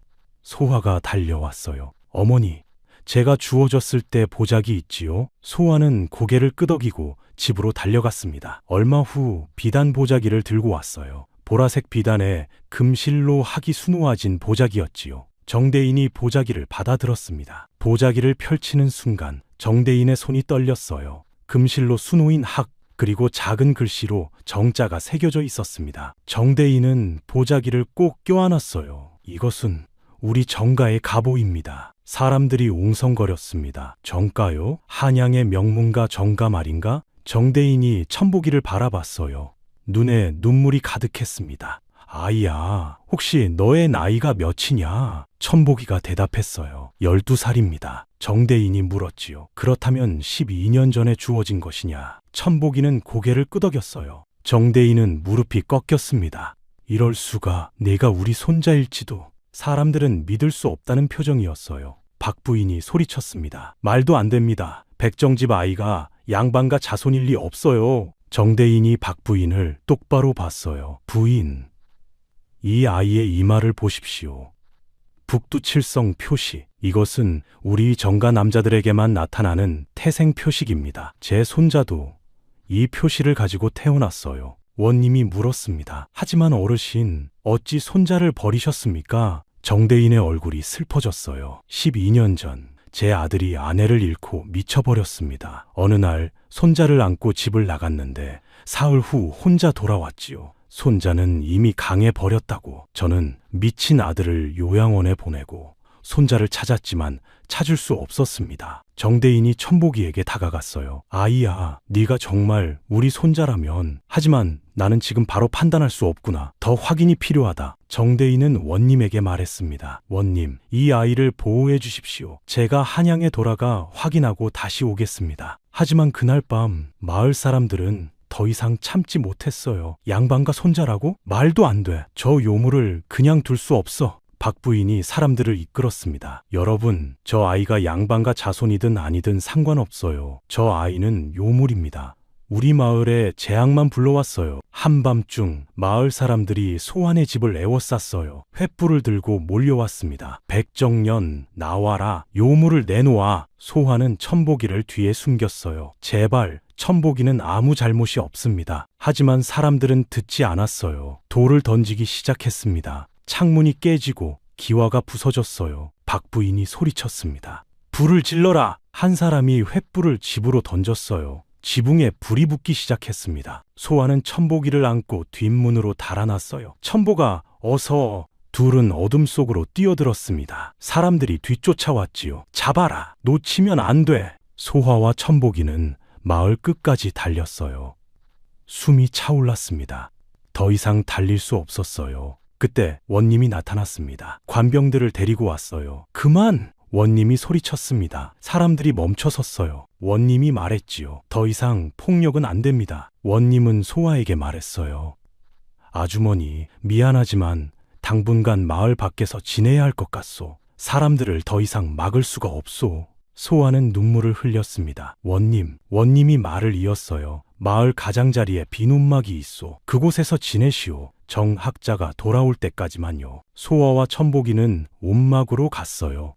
작고 허름한 움막이었습니다. 지붕은 새고 벽은 갈라져 있었지요. 바람이 솔솔 들어왔어요. 하지만 달리 갈 곳이 없었습니다. 천복이가 말했어요. 어머니, 쟤 때문에. 소아는 천복이를 꼭 안았습니다. 천복아, 네 잘못이 아니야. 절대로 네 탓이 아니란다. 그날 밤 움막에서 바람이 불어왔어요. 추운 겨울바람이었습니다. 소아는 천복이를 꼭 안고 잠을 청했어요. 하지만 잠이 오지 않았습니다. 우리가 대체 무슨 죄를 지었단 말인가? 소아는 하늘을 올려다봤어요. 별들이 반짝이고 있었습니다. 그중 7개의 별이 유난히 밝게 빛났어요. 북두칠성이었습니다. 움막에서의 생활이 시작되었어요. 벽은 바람을 막아주지 못했고 지붕은 빗물을 막지 못했지요. 소아는 천복이를 위해 누더기를 겹겹이 덧대어 이불을 만들었어요. 거친 배조각들을 이어붙인 이불이었습니다. 천복이는 어머니 품에 안겨 잠을 청했어요. 어느 날 아침 천복이가 소아에게 말했습니다. 어머니, 저는 과거에 응시하고 싶습니다. 소아는 천복이의 얼굴을 바라봤지요. 아이의 눈빛이 너무나 간절했어요. 천복아, 소아는 말을 잇지 못했습니다. 가슴이 미어지는 것 같았어요. 천복이가 말을 이었습니다. 저는 과거에 급제해서 어머니를 편히 모시고 싶어요. 그러면 우리가 더 이상 이렇게 살지 않아도 되잖아요. 소아는 천복이의 손을 꼭 잡았어요. 손이 떨렸습니다. 천복아, 그런데 소아는 차마 말을 하지 못했지요. 어떻게 말해야 할까요? 백정의 자식은 법으로 과거를 볼 수 없다는 것을. 소아는 눈물을 참으며 말했어요. 천복아, 우리는 백정이란다. 법으로 과거를 볼 수 없어. 천복이의 얼굴이 굳어졌습니다. 무슨 말씀이세요? 소화는 천복이를 안으며 말했지요. 미안하다 천복아. 백정의 자식은 과거에 응시할 수 없어. 법이 그렇게 되어 있단다. 천복이는 소화의 품에서 몸을 떨었어요. 그럼 저는 평생 이렇게 살아야 한다는 말씀이세요? 아무리 공부를 해도 아무리 노력해도 소용이 없다는 거예요? 소화는 대답하지 못했습니다. 목이 메었거든요. 천복이는 소화의 품에서 빠져나와 움막 밖으로 나갔어요. 소화는 따라 나가지 못했습니다. 차마 아이의 얼굴을 볼 수가 없었지요. 소화는 그 자리에 주저앉아 울었어요. 눈물이 주르륵 흘러내렸습니다. 천복아, 미안하다. 어머니가 힘이 없어서. 네게 이런 삶을 물려줘서. 천복이는 강가로 갔어요. 12년 전 자신이 주어진 그 강가였습니다. 천복이는 강물을 바라보며 주저앉았어요. 눈물이 났지만 울지 않으려 애썼습니다. 하지만 참을 수가 없었지요. 왜 저는 이렇게 태어난 걸까요? 천복이는 하늘을 올려다봤어요. 하늘이 저에게 능력을 주셨다면 왜 그 능력을 쓸 수 없게 하시는 겁니까? 천복이는 한참을 그렇게 앉아 있었어요. 해가 지고 어둠이 내렸습니다. 소화가 천복이를 찾아왔지요. 천복아. 소화는 천복이 옆에 앉았습니다. 한참을 아무 말도 하지 않았어요. 그저 함께 강물을 바라봤습니다. 달빛이 강물에 비쳤지요. 소화가 먼저 말을 꺼냈어요. 천복아, 어머니가 미안하다. 네게 이런 삶을 주고. 천복이는 고개를 저었습니다. 아니에요, 어머니. 어머니 잘못이 아니에요. 천복이는 소화를 바라봤어요. 어머니, 저는 포기하지 않을 거예요. 방법을 찾을 겁니다. 반드시요. 며칠이 지났어요. 어느 날 밤 서당 훈장이 몰래 움막을 찾아왔습니다. 훈장은 주위를 살피며 들어왔어요. 낡은 회색 도포를 입고 있었지요. 천복아, 내가 너를 가르치겠다. 천복이는 놀라 물었습니다. 훈장님, 하지만 박 부인이. 훈장은 손을 저었어요. 걱정 마라. 밤에 몰래 올 것이다. 아무도 모르게 말이야. 그날부터 훈장은 밤마다 움막을 찾아왔어요. 천복이에게 경서를 가르쳤습니다. 촛불을 켜고 책을 펼쳤지요. 천복이는 스펀지처럼 지식을 흡수했습니다. 훈장은 감탄했어요. 천복아, 너는 정말 천재다. 만약 내가 과거를 볼 수 있다면 장원급제도 꿈이 아닐 텐데. 훈장의 목소리가 슬펐습니다. 천복이가 물었어요. 훈장님, 정말 방법이 없을까요? 백정의 자식도 과거를 볼 수 있는 방법이요. 훈장은 한참을 생각하다가 말했습니다. 한 가지 방법이 있긴 하다. 신분을 숨기는 것이지. 하지만 그것은 너무 위험해. 들키면 큰 벌을 받는단다. 천복이는 고개를 끄덕였어요. 하지만 마음속으로 다짐했습니다. 언젠가는 기회가 올 거야. 한 달이 지났어요. 정대인이 다시 마을로 돌아왔습니다. 이번에는 한양에서 관리 2명을 데리고 왔지요. 관복을 입은 관리들이었어요. 정대인은 원님을 찾아갔어요. 원님, 제가 한양에서 조사를 시작했습니다. 그 아이가 우리 정가의 손자일 가능성이 매우 높습니다. 원님이 물었습니다. 어떻게 확신하십니까? 정대인이 말했어요. 북두칠성 표식은 우리 정가 남자들에게만 나타납니다. 그리고 보자기의 학 문양과 정자, 이것은 12년 전 제 며느리가 직접 수놓은 것이에요. 하지만 완전히 확신하려면 더 조사가 필요합니다. 제 아들이 아직 미친 병에서 깨어나지 못했거든요. 관리 하나가 말했지요. 그렇다면 시간이 필요하겠군요. 일단 그 아이를 보호하면서 조사를 계속해야겠습니다. 소식이 마을에 퍼졌어요. 사람들은 술렁거렸습니다. 백정집 아이가 양반가 자손일지도 모른다고? 아직 확실하지 않다던데. 박 부인은 소식을 듣고 얼굴이 새파래졌어요. 12년 동안 자신이 한 일들이 떠올랐지요. 책을 불태우고 회초리로 때리고 집을 불태웠던 일들. 만약 저 아이가 정말 양반가로 돌아간다면 우리는 큰 화를 입을 거야. 박 부인은 급히 하인을 한양으로 보냈어요. 하인은 은자 몇 냥을 품에 넣고 떠났지요. 하인은 관아에 거짓 신고를 했습니다. 저 아이는 훔쳐진 아이입니다. 정학자가 속고 있어요. 백정 여자가 어디선가 아이를 훔쳐다가 키운 것입니다. 관아에서는 조사관을 파견했어요. 며칠 후 조사관이 마을에 도착했습니다. 검은 관복을 입은 남자였지요. 허리에는 호패를 차고 있었어요. 조사관은 소화를 불렀어요. 백정 여자, 네가 아이를 훔친 것이 사실이냐? 소화는 깜짝 놀라 고개를 저었습니다. 아닙니다. 저는 강가에서 버려진 아이를 주었을 뿐입니다. 조사관이 말했어요. 하지만 신고가 들어왔다. 네가 다른 마을에서 아이를 훔쳐왔다는 증언이 있어. 박 부인이 나섰습니다. 비단 치마를 휘날리며 말했어요. 맞습니다, 조사관님. 저 여자는 12년 전 갑자기 아이를 데리고 나타났어요. 주웠다고 했지만 누가 그걸 믿겠습니까? 분명 어디선가 훔쳐온 것이 틀림없습니다. 마을 사람들도 거들었어요. 맞아요. 저 백정년을 믿을 수 없습니다. 정대인이 앞으로 나왔어요. 조사관님, 그것은 사실이 아닙니다. 제가 확인했습니다. 이 아이는 조사관이 손을 들어 말을 막았습니다. 정학자님, 당신도 속았을 수 있습니다. 제대로 조사를 해야 합니다. 조사관은 소아에게 말했어요. 백정 여자, 너는 당분간 이 아이와 떨어져 있어야 한다. 조사가 끝날 때까지 말이야. 소아는 무릎을 꿇었어요. 조사관님, 제발요. 천복이를 데려가지 마십시오. 제가 진짜 어머니입니다. 조사관은 고개를 저었지요. 안 됩니다. 법대로 해야 합니다. 관리들이 천복이를 데려가려 했어요. 천복이는 소아에게 매달렸습니다. 어머니, 저를 데려가지 마세요. 소아는 천복이를 꼭 안았어요. 눈물이 쏟아졌습니다.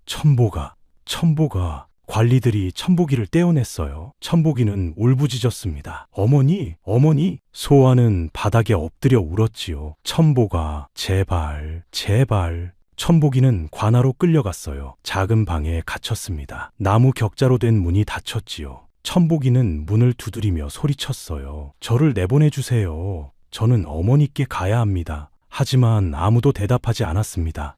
천복이는 그 자리에 주저앉아 울었어요. 어머니.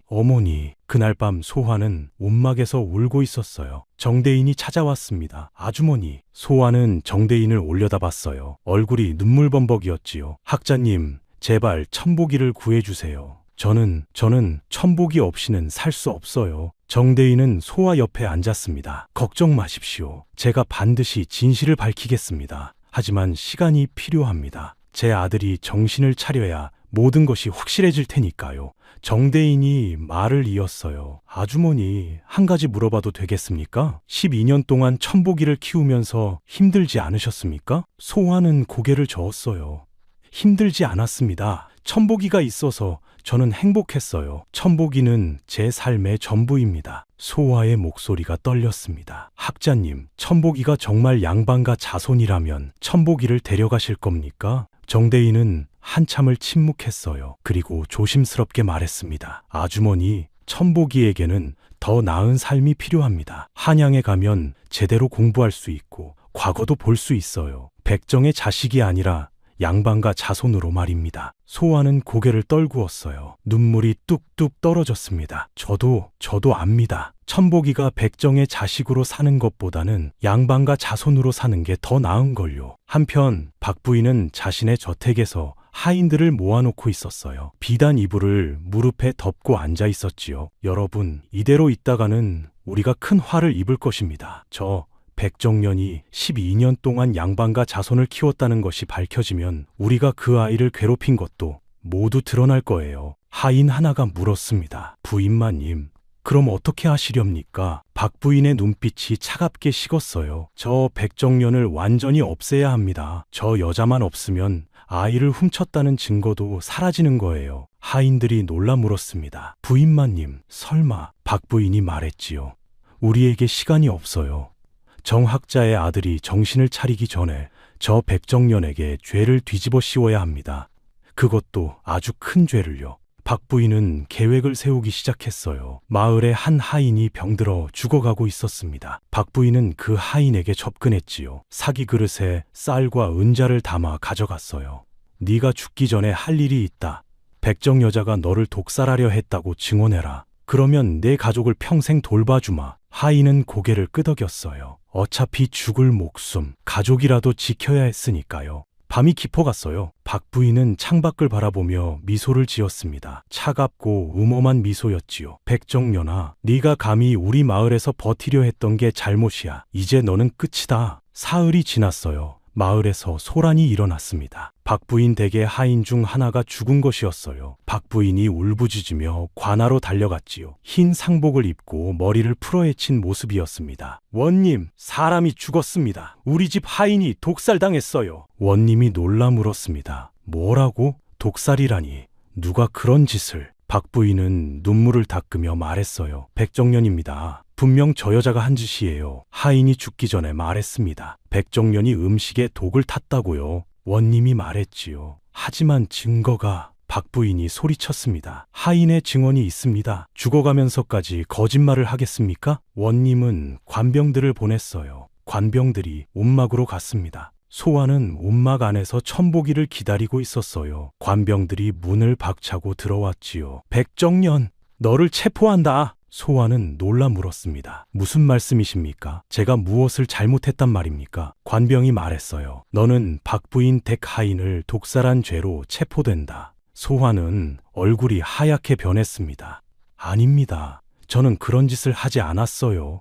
저는 움막에서 한 발짝도 나가지 않았습니다. 하지만 관병들은 듣지 않았어요. 소아의 팔을 붙잡고 끌고 갔습니다. 소아는 관아 옥에 갇혔어요. 어둡고 추운 곳이었습니다. 쥐가 돌아다니고 벽에서는 물이 흘렀지요. 바닥은 축축한 흙바닥이었어요. 소아는 구석에 앉아 무릎을 껴안았습니다. 첨보가, 어머니가 이러고 있으니 얼마나 걱정하겠니? 눈물이 흘렀습니다. 다음 날 신문이 시작되었어요. 원님이 소아를 불렀습니다. 백정년, 네가 박부인 덱하인을 독살한 것이 사실이냐? 소아는 무릎을 꿇고 고개를 저었어요. 아닙니다, 원님. 저는 그런 짓을 한 적이 없습니다. 원님이 물었지요. 하지만 하인이 죽기 전에 네 이름을 말했다. 박부인이 앞으로 나왔어요.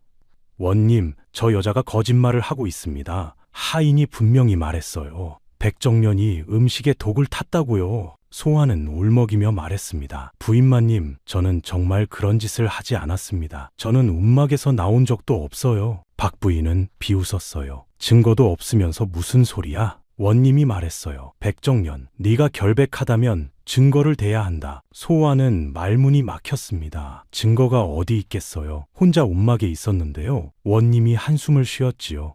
증거가 없다면 하인의 증언을 믿을 수밖에 없다. 정대인이 앞으로 나섰어요. 원님, 잠깐만 기다려 주십시오. 이건 이상합니다. 저 여자가 하인을 독살할 이유가 없지 않습니까? 원님이 말했지요. 하지만 증언이 있습니다. 정대인이 말을 이었어요. 증언만으로는 부족합니다. 죽은 하인을 검시해야 합니다. 정말 독살인지 확인해야 해요. 원님은 고개를 끄덕였어요. 좋습니다. 의원을 불러 검시하겠습니다. 의원이 와서 시신을 살펴봤지요. 한참 후 의원이 말했습니다. 원님, 이 하인은 독으로 죽은 것이 맞습니다. 박 부인이 소리쳤어요. 봤습니까? 제 말이 맞았잖아요. 정대인이 물었어요. 어떤 독입니까? 의원이 대답했지요. 초독입니다. 산에서 나는 독초예요. 정대인이 말했습니다. 그렇다면 누구든 그 독초를 구할 수 있다는 뜻 아닙니까? 백정 여자만이 아니라요. 박 부인은 당황했어요. 하지만 곧 말했습니다. 하지만 하인이 백정년이라고 분명히 말했어요. 원님이 판결을 내렸어요. 백정년, 너는 살인죄로 사형에 처한다. 열흘 후 형을 집행하겠다. 소아는 그 자리에 무너져 내렸습니다. 원님, 제발. 하지만 원님은 자리에서 일어났어요. 신문은 끝났습니다. 소아는 다시 옥으로 끌려갔어요. 옥 안에서 소아는 울었습니다. 목 놓아 울었어요. 첨보가, 어머니가 이렇게 가는구나. 너를 두고 가야 하는구나. 소아의 가슴이 찢어지는 것 같았습니다. 첨복이 얼굴이 떠올랐어요. 어린 아기였을 때, 할아버지를 살렸을 때, 역병을 치료했을 때 모든 순간이 주마등처럼 지나갔지요. 첨복이는 관아 한쪽 방에 갇혀 있었어요. 어머니가 사형 선고를 받았다는 소식을 들었습니다. 첨복이는 문을 두드리며 소리쳤어요. 저를 내보내주세요. 어머니를 만나게 해주세요. 하지만 아무도 대답하지 않았습니다. 첨복이는 바닥에 주저앉아 울었어요. 어머니는 아무 죄가 없는데. 이틀이 지났어요. 첨복이는 밥을 먹지 않았습니다. 보리밥과 묵은 나물이 그릇에 담겨 있었지만 손도 대지 않았어요. 물도 마시지 않았습니다. 그저 문 앞에 앉아 어머니를 생각했지요. 정대인이 첨복이를 찾아왔습니다. 첨복이는 정대인을 올려다봤어요. 눈이 퉁퉁 부어 있었습니다. 정대인이 말했어요. 첨복아, 어머니를 구하고 싶지? 첨복이는 고개를 끄덕였습니다. 구하고 싶습니다. 어머니는 아무 죄가 없어요. 저를 위해 평생을 희생하셨는데. 천복이의 목소리가 떨렸어요. 정대인이 천복이의 손을 잡았습니다. 천복아, 내가 한양으로 사람을 보냈다. 네 아버지가 정신을 차리면 모든 것이 밝혀질 거야. 네가 정가의 손자라는 것도 어머니가 결백하다는 것도 말이야. 천복이가 물었어요. 하지만 열흘 안에 아버지가 정신을 차릴 수 있을까요? 정대인은 대답하지 못했습니다. 확실하지 않았거든요. 천복이는 눈물을 닦았어요. 할아버지, 저를 어머니께 보내주실 수는 없나요? 한 번만이라도 얼굴을 보고 싶어요. 정대인은 원님을 찾아가 부탁했어요. 원님은 고민하다가 고개를 끄덕였습니다. 한 번만 허락하겠소. 천복이는 옥으로 안내되었어요. 어두운 복도를 지나 어머니가 갇힌 곳에 도착했습니다. 철창 너머로 소화가 보였어요. 해진 무명옷에 먼지가 묻어 있었습니다. 어머니? 천복이가 소리쳤습니다. 소화는 철창 쪽으로 달려왔어요. 천복아, 천복아. 둘은 철창을 사이에 두고 손을 맞잡았습니다. 소화의 손은 차가웠어요. 떨리고 있었지요. 천복아, 어머니가 미안하다. 너를 두고 가게 되어서. 천복이는 고개를 저었어요. 어머니, 안 돼요. 어머니는 가시면 안 돼요. 저는 어머니 없이는 살 수 없어요. 천복이의 목소리가 떨렸습니다. 소화는 천복이의 얼굴을 철창 너머로 바라봤어요. 눈물이 흘렀지요.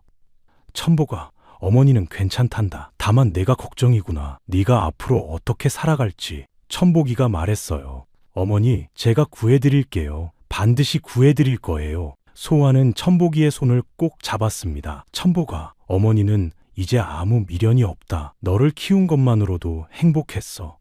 네가 건강하게 자라고 훌륭한 사람이 되는 것을 봤으니까. 소화의 목소리가 끊어졌어요. 울음이 터져 나왔습니다. 천복이도 울었어요. 둘은 한참을 그렇게 울었습니다. 관병이 와서 말했어요. 시간이 다 됐소. 이제 나가야 하오. 천복이는 어머니 손을 놓지 않으려 했어요. 하지만 관병이 천복이를 떼어냈습니다. 어머니, 어머니. 천복이는 끌려가며 울부짖었어요. 천복이는 다시 방으로 돌아왔어요. 하지만 그날 밤 천복이는 방을 빠져나갔습니다. 관아 마당으로 나갔어요. 옥이 있는 건물 앞에 섰지요. 그리고 무릎을 꿇었습니다. 천복이는 그 자리에서 빌기 시작했어요. 하늘이시여, 제발 어머니를 살려주십시오. 어머니는 아무 죄가 없습니다. 제발. 밤새도록 천복이는 그 자리에 무릎 꿇고 있었어요. 아침이 되었습니다. 해가 떴지요. 하지만 천복이는 일어나지 않았어요. 관병이 와서 천복이를 일으키려 했습니다. 얘야, 일어나거라. 여기서 이러면 안 된다. 하지만 천복이는 고개를 저었어요.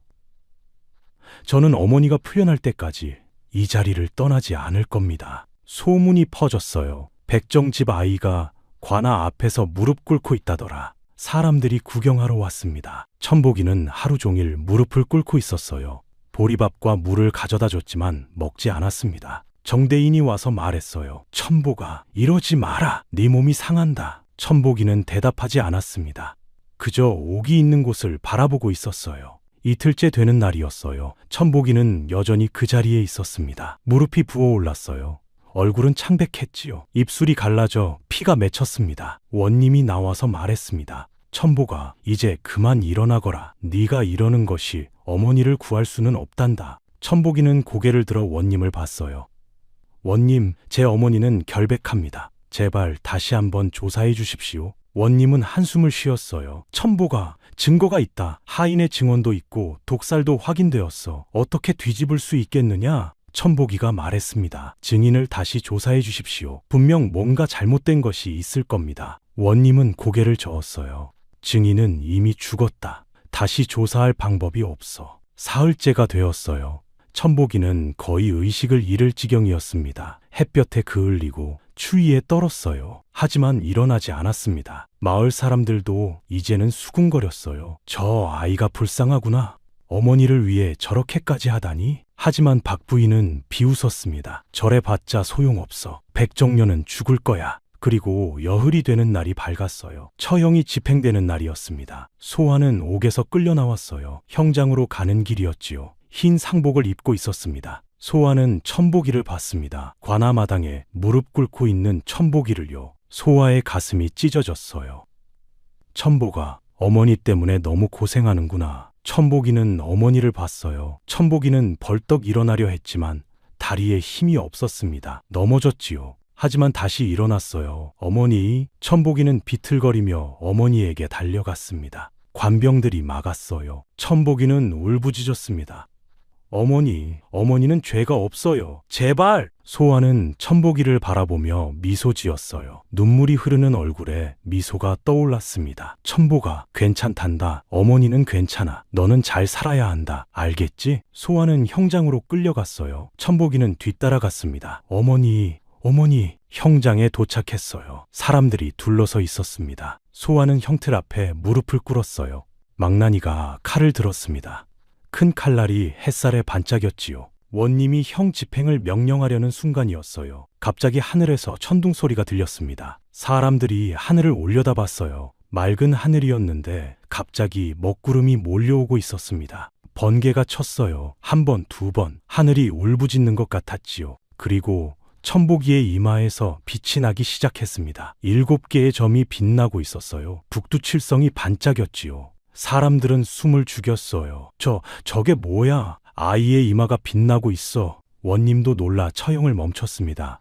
천복이는 하늘을 올려다보며 소리쳤어요. 하늘이시여, 제 어머니는 결백합니다. 제발 진실을 밝혀주십시오. 번개가 또 쳤습니다. 이번에는 형장 바로 옆 나무를 쳤어요. 큰 나무가 쪼개지며 불이 붙었습니다. 사람들이 비명을 지르며 흩어졌어요. 원님이 소리쳤습니다. 형 집행을 중단한다. 망나니가 칼을 내려놓았어요. 그때였어요. 한양에서 온 전령이 말을 타고 달려왔습니다. 말발굽 소리가 요란했지요. 긴급 소식입니다. 긴급 소식. 전령이 말에서 내려 문서를 꺼냈어요. 대나무통에 든 두루마리 문서였습니다. 정학자의 아들이 정신을 차렸습니다. 그리고 증언했습니다. 전령이 문서를 펼쳤어요. 숨을 헐떡이며 읽기 시작했습니다. 정학자의 아들 정진우가 12년 만에 정신을 차렸습니다. 그리고 증언했어요. 12년 전 아내를 잃고 미쳐버린 자신이 갓난아기를 안고 이 마을 근처 강으로 왔다고 합니다. 사람들이 웅성거렸어요. 전령이 말을 이었지요. 아기를 강물에 띄워 보냈는데 그 아기의 이마에 7개의 점이 있었다고 증언했습니다. 원님이 천복이를 봤어요. 천복이의 이마에서는 아직도 7개의 점이 빛나고 있었습니다. 원님이 말했지요. 이건 하늘의 뜻이로구나. 원님은 관병들에게 명령했어요. 백정 여자의 결박을 풀어라. 관병들이 소아의 밧줄을 풀었어요. 사무로 꼰 밧줄이 땅에 떨어졌습니다. 소아는 믿을 수 없다는 표정이었습니다. 원님이 말했지요. 백정 여자, 내 결백이 밝혀졌다. 네가 아이를 훔친 것이 아니라 구한 것이 확실해졌어. 소아는 그 자리에 주저앉았습니다. 눈물이 쏟아졌어요. 감사합니다. 천복이가 어머니에게 달려갔어요. 어머니. 소아는 천복이를 꼭 안았습니다. 천복아. 둘은 한참을 그렇게 안고 울었어요. 주변 사람들도 눈물을 닦았습니다. 어떤 이는 훌쩍였지요. 정대인이 다가왔어요. 소화와 천복이 앞에 섰습니다.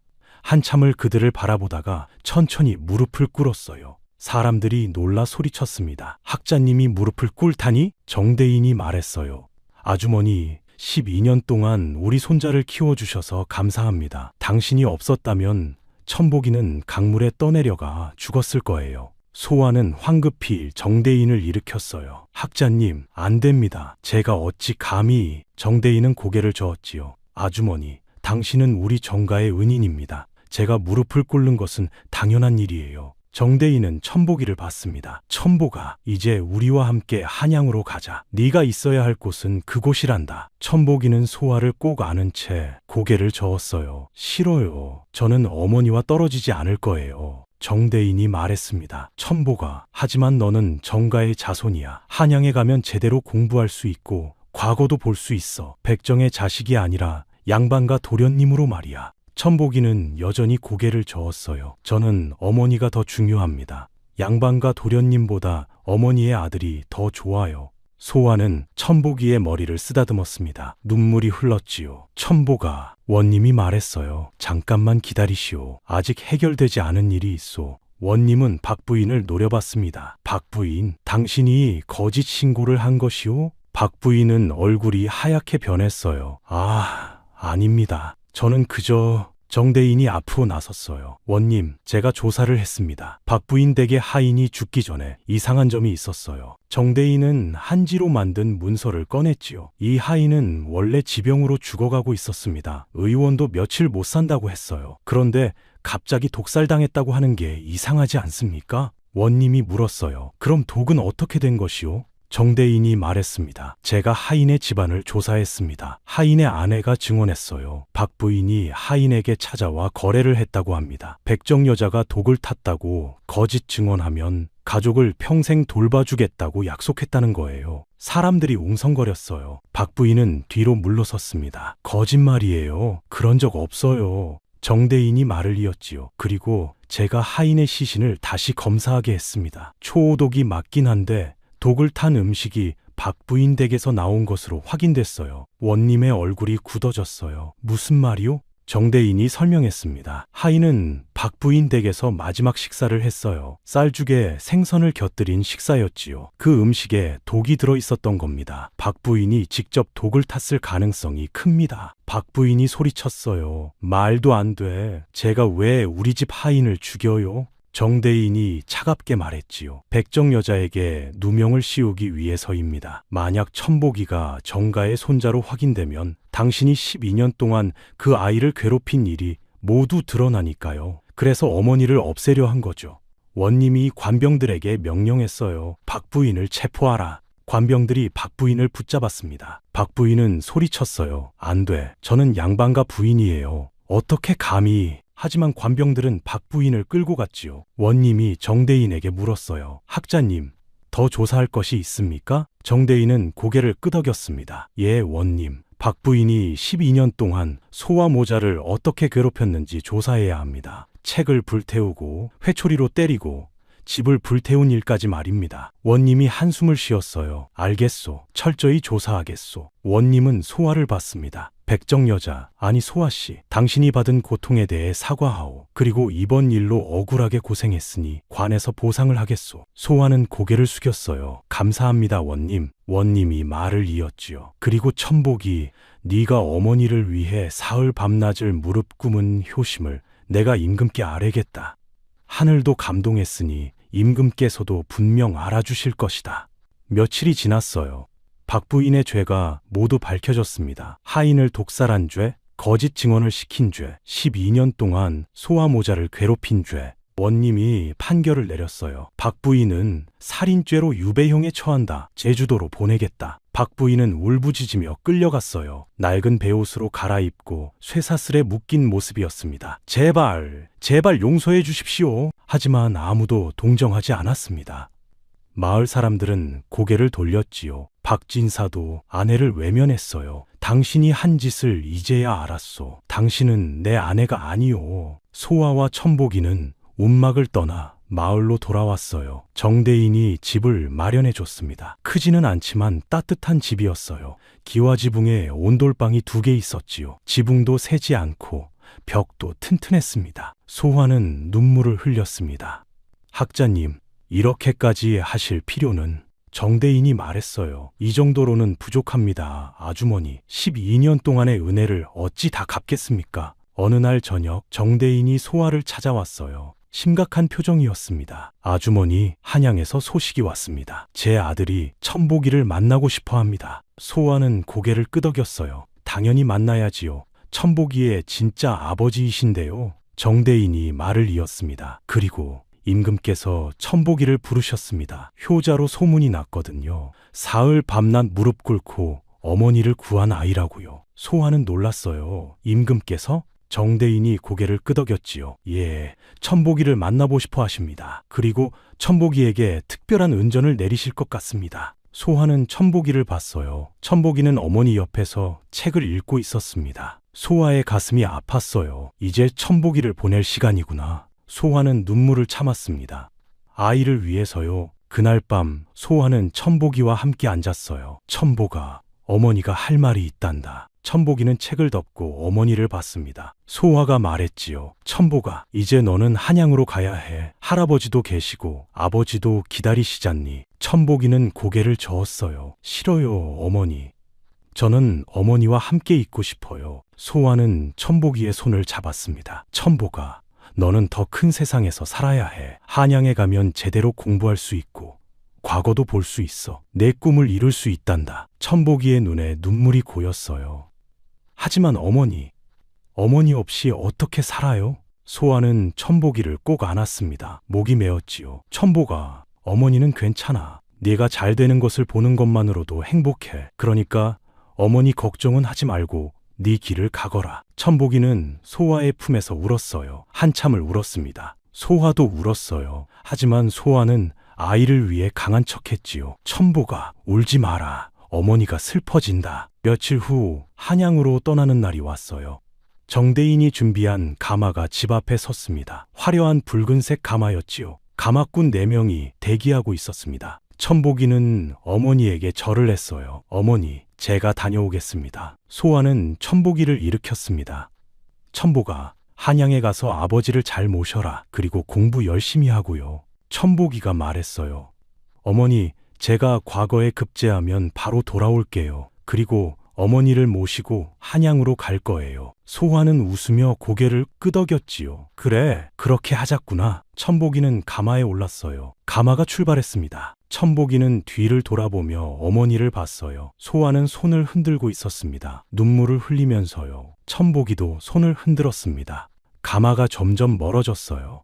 소아는 가마가 보이지 않을 때까지 서 있었습니다. 가마가 사라지자 소아는 그 자리에 주저앉았어요. 눈물이 쏟아졌습니다. 천복아, 잘 가거라.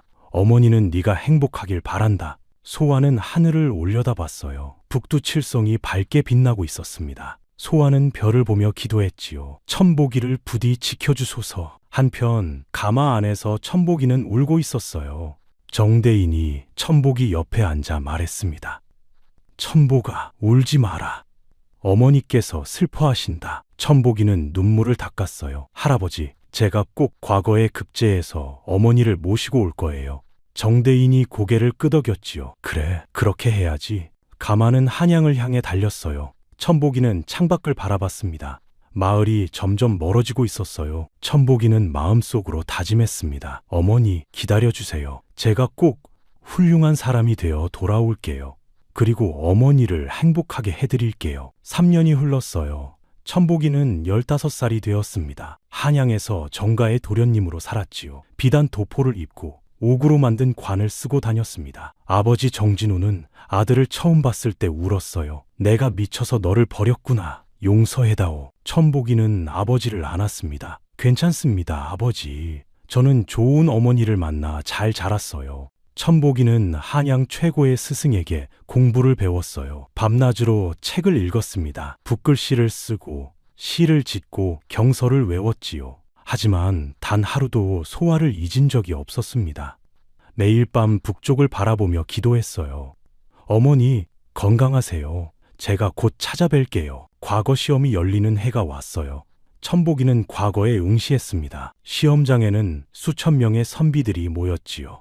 푸른색, 검은색 도포를 입은 선비들이 가득했습니다. 천복이는 차분하게 시험을 치렀어요. 붓을 들어 글을 쓰기 시작했습니다. 먹물을 적시고 한지에 글자를 새겼지요. 천복이의 손은 멈추지 않았어요. 마치 물 흐르듯 글이 써졌습니다. 시험이 끝나고 며칠 후 결과가 발표되었어요. 천복이는 장원급제를 했습니다. 15살에 과거에 급제한 것도 놀라운데 장원급제라니. 한양이 떠들썩했지요. 정가의 도련님이 장원급제를 했다더라. 15살에 장원이라니 천재로구나. 임금이 천복이를 불렀어요. 천복이는 궁궐로 들어갔습니다. 황금빛 기와가 빛나는 궁궐이었어요. 붉은 기둥에 용 문양이 그려져 있었지요. 천복이는 임금 앞에 엎드려 절을 했습니다. 임금이 말했어요. 일어나 보거라. 천복이는 고개를 들었습니다. 임금은 천복이를 바라보며 미소를 지었어요. 비단 용포를 입고 옥으로 만든 관을 쓴 모습이었습니다. 네가 바로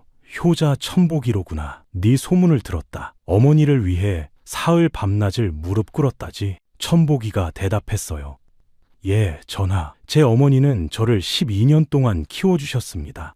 백정의 자식으로 온갖 멸시를 받으면서도 저를 지켜주셨지요. 임금이 고개를 끄덕였습니다. 효심이 지극하구나. 그리고 재주도 뛰어나고 짐이 특별한 은전을 내리겠다. 임금이 말을 이었어요. 너의 어머니 소아에게 양반 신분을 주겠다. 그리고 정부인의 칭호를 내린다. 이제부터 소아는 백정이 아니라 정부인이다. 천복이는 눈물을 흘렸어요. 전하, 감사합니다. 감사합니다. 임금이 미소 지었습니다. 그리고 너에게도 벼슬을 내리겠다. 젊지만 능력이 있으니 한림학사로 임명한다. 천복이는 다시 절을 했어요. 하지만 천복이는 임금께 한 가지 청을 올렸습니다. 전하, 소신에게 보름의 휴가를 주십시오. 어머니를 뵈러 가고 싶습니다. 임금이 웃으며 말했지요. 좋다. 어머니를 모시고 한양으로 오너라. 천복이는 그날로 길을 떠났어요. 말을 타고 마을로 달렸습니다. 검은색 말에 가죽 안장을 얹고 달렸지요. 사흘 만에 마을에 도착했습니다. 마을 사람들은 천복이를 보고 놀랐어요. 저분이 천복이다. 장원급제를 했다더니 사람들은 길 양옆에 서서 천복이에게 절을 했습니다. 천복이는 소아가 사는 집으로 갔어요. 작은 집이었지만 깨끗했습니다. 담장에는 밭꽃이 피어 있었지요. 천복이는 말에서 내려 대문을 두드렸습니다. 어머니, 안에서 소아의 목소리가 들렸어요. 누구세요? 문이 열렸습니다. 소아가 나왔어요. 소아는 천복이를 보자 그 자리에 멈춰 섰어요. 믿을 수가 없었습니다. 3년 만에 보는 아들이었지요. 천복이는 훌쩍 컸어요. 이제 소아보다 키가 더 컸습니다. 비단 도포를 입고 갓을 쓴 모습이었지요. 천복아, 정말 천복이니? 천복이는 어머니에게 달려가 안겼어요. 어머니, 저 왔어요. 소아는 천복이를 꼭 안았습니다. 눈물이 쏟아졌어요. 천복아, 천복아. 한참을 그렇게 안고 울었지요.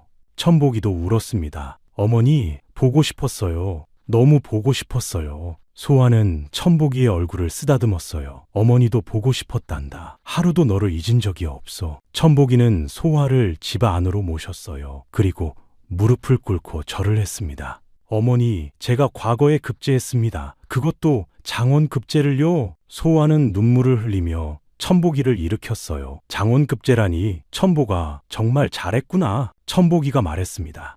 그리고 임금께서 어머니께 양반 신분을 주셨어요. 이제 어머니는 정부인이십니다. 소아는 믿을 수 없다는 표정이었어요. 정부인이라니, 나 같은 사람이. 천복이는 어머니의 손을 잡았습니다. 어머니는 제게 진짜 어머니이십니다. 저를 12년 동안 키워주셨고 저를 위해 모든 것을 희생하셨어요. 어머니야말로 정부인 자격이 충분하세요. 마을에 소식이 퍼졌어요. 천복이가 장원급제를 했고 소아가 정부인이 되었다는 소식. 사람들이 소아네 집 앞에 모여들었습니다. 마을 이장이 먼저 무릎을 꿇었어요. 흰 두루마기를 입은 노인이었지요. 정부인마님, 용서해 주십시오. 저희가 12년 동안 마님과 도련님을 괴롭혔습니다. 다른 사람들도 하나둘 무릎을 꿇었어요. 옛날에 소아에게 돌을 던졌던 사람들, 침을 뱉었던 사람들, 우물물을 못 쓰게 했던 사람들, 모두가 고개를 숙였습니다. 용서해 주십시오. 소아는 그들을 일으켰어요. 일어나십시오. 저는 이미 다 잊었습니다. 한 아낙네가 울며 말했어요. 거친 무명옷을 입은 아낙네였습니다. 정부인마님, 저는 마님께 오물을 던진 적이 있습니다. 정말 죄송합니다. 소아는 그 아낙네의 손을 잡았지요. 괜찮습니다. 다들 힘든 시절이었으니까요. 사람들은 소아의 너그러움에 더욱 고개를 숙였어요. 천복이는 옛날 서당 훈장을 찾아갔습니다. 훈장은 지금도 서당에서 아이들을 가르치고 있었어요. 훈장은 천복이를 보고 눈물을 흘렸습니다. 천복아, 네가 장원급제를 했구나. 스승이 자랑스럽다. 천복이는 훈장에게 깊이 절을 했어요. 훈장님 덕분입니다. 훈장님이 밤마다 몰래 가르쳐 주시지 않았다면 저는 글을 배울 수 없었을 거예요. 훈장이 천복이를 일으켰어요. 아니다, 천복아. 네 재주와 노력 덕분이지. 그리고 무엇보다 어머니를 향한 효심 덕분이야. 천복이는 훈장에게 선물을 드렸습니다. 비단에 싼 책 10권이었어요. 한양에서 가져온 귀한 책이었지요. 훈장은 감격해했습니다. 천복이는 정대인도 만났어요. 정대인은 마을에 머물며 소아를 돌보고 있었습니다. 할아버지, 정대인은 천복이를 보며 웃었어요. 천복아, 장원급제를 진심으로 축하한다. 우리 정가의 자랑이다. 천복이가 말했습니다. 할아버지, 이제 어머니를 모시고 한양으로 가려 합니다. 정대인이 고개를 끄덕였어요. 그래야지. 정부인께서 한양에서 편히 지내셔야 해. 정대인은 소화를 받습니다. 아주머니, 아니 정부인 마님, 이제 마님께서는 우리 정가의 어른이십니다. 한양에서 존경받으며 사실 거예요. 며칠 후 소화와 천복이는 한양으로 떠날 준비를 했어요. 마을 사람들이 모두 나와 배웅했습니다. 소화는 마을을 둘러봤어요. 12년 동안 고통받았던 곳이지만 천복이와 함께한 추억이 있는 곳이기도 했지요. 소화는 마을의 마지막 인사를 했습니다. 여러분, 건강하세요. 화려한 가마 2대가 준비되어 있었어요. 붉은 비단으로 장식된 가마였습니다. 소화와 천복이는 나란히 가마에 앉았습니다. 천복이는 어머니 손을 꼭 잡았어요. 어머니, 이제 행복하실 거예요. 제가 평생 어머니를 모시겠습니다. 소화는 천복이를 보며 미소 지었지요. 천복아, 어머니는 이미 충분히 행복하단다. 네가 있으니까. 가마는 한양을 향해 달렸어요. 하늘에는 무지개가 떴습니다. 비도 오지 않았는데 무지개가 뜬 거예요.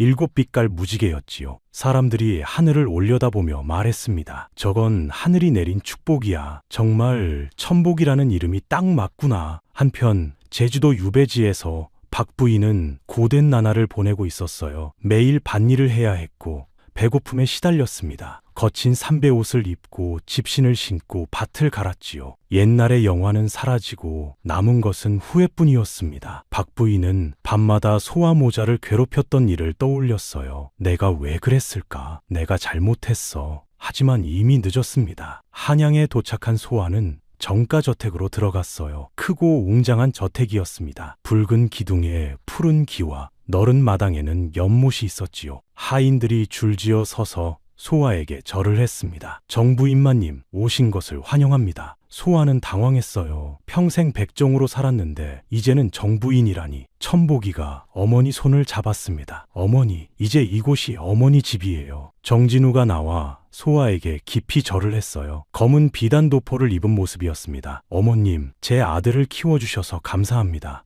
이제부터 제가 효도하겠습니다. 소화는 황급히 정진우를 일으켰어요. 아니에요, 도련님. 제가 어찌 감히. 정진우는 고개를 저었습니다. 어머님, 당신은 천복이의 진짜 어머니이십니다. 제가 버린 아들을 살려주셨어요. 저야말로 감사해야 합니다. 그날 저녁 정가에서는 큰 잔치가 열렸어요. 천복이의 장원급제를 축하하는 잔치였습니다. 한양의 고관 대작들이 모두 왔지요. 비단 옷을 입고 갓을 쓴 양반들이 가득했습니다. 그들은 소화에게 인사를 올렸어요. 정부인마님, 훌륭한 아들을 키우셨습니다. 소화는 겸손하게 대답했습니다. 과찬이십니다. 모두 천복이 스스로 노력한 덕분입니다. 잔치가 끝나고 소화와 천복이는 정원을 거닐었어요.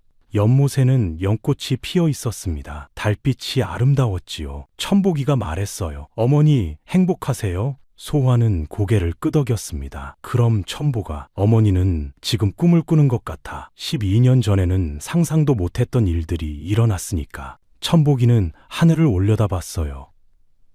북두칠성이 밝게 빛나고 있었습니다. 어머니, 저 별들이 보이세요? 소화도 하늘을 봤어요. 북두칠성이구나. 네 이마에 있는 점들과 똑같네. 천복이가 말했습니다. 저 별들이 저를 어머니께 보내준 거예요. 그래서 저는 하늘이 내린 복, 천복이 된 거죠. 소화는 천복이를 안았어요. 천복아, 네가 있어서 어머니는 정말 복받은 사람이야. 백정으로 태어나 평생 고생했지만 너 하나 때문에 모든 게 의미가 있었어. 천복이도 어머니를 꼭 안았습니다. 어머니, 저야말로 어머니를 만나서 복받았어요. 어머니가 아니었다면 저는 강물에 떠내려가 죽었을 거예요. 북두칠성이 더욱 밝게 빛났어요.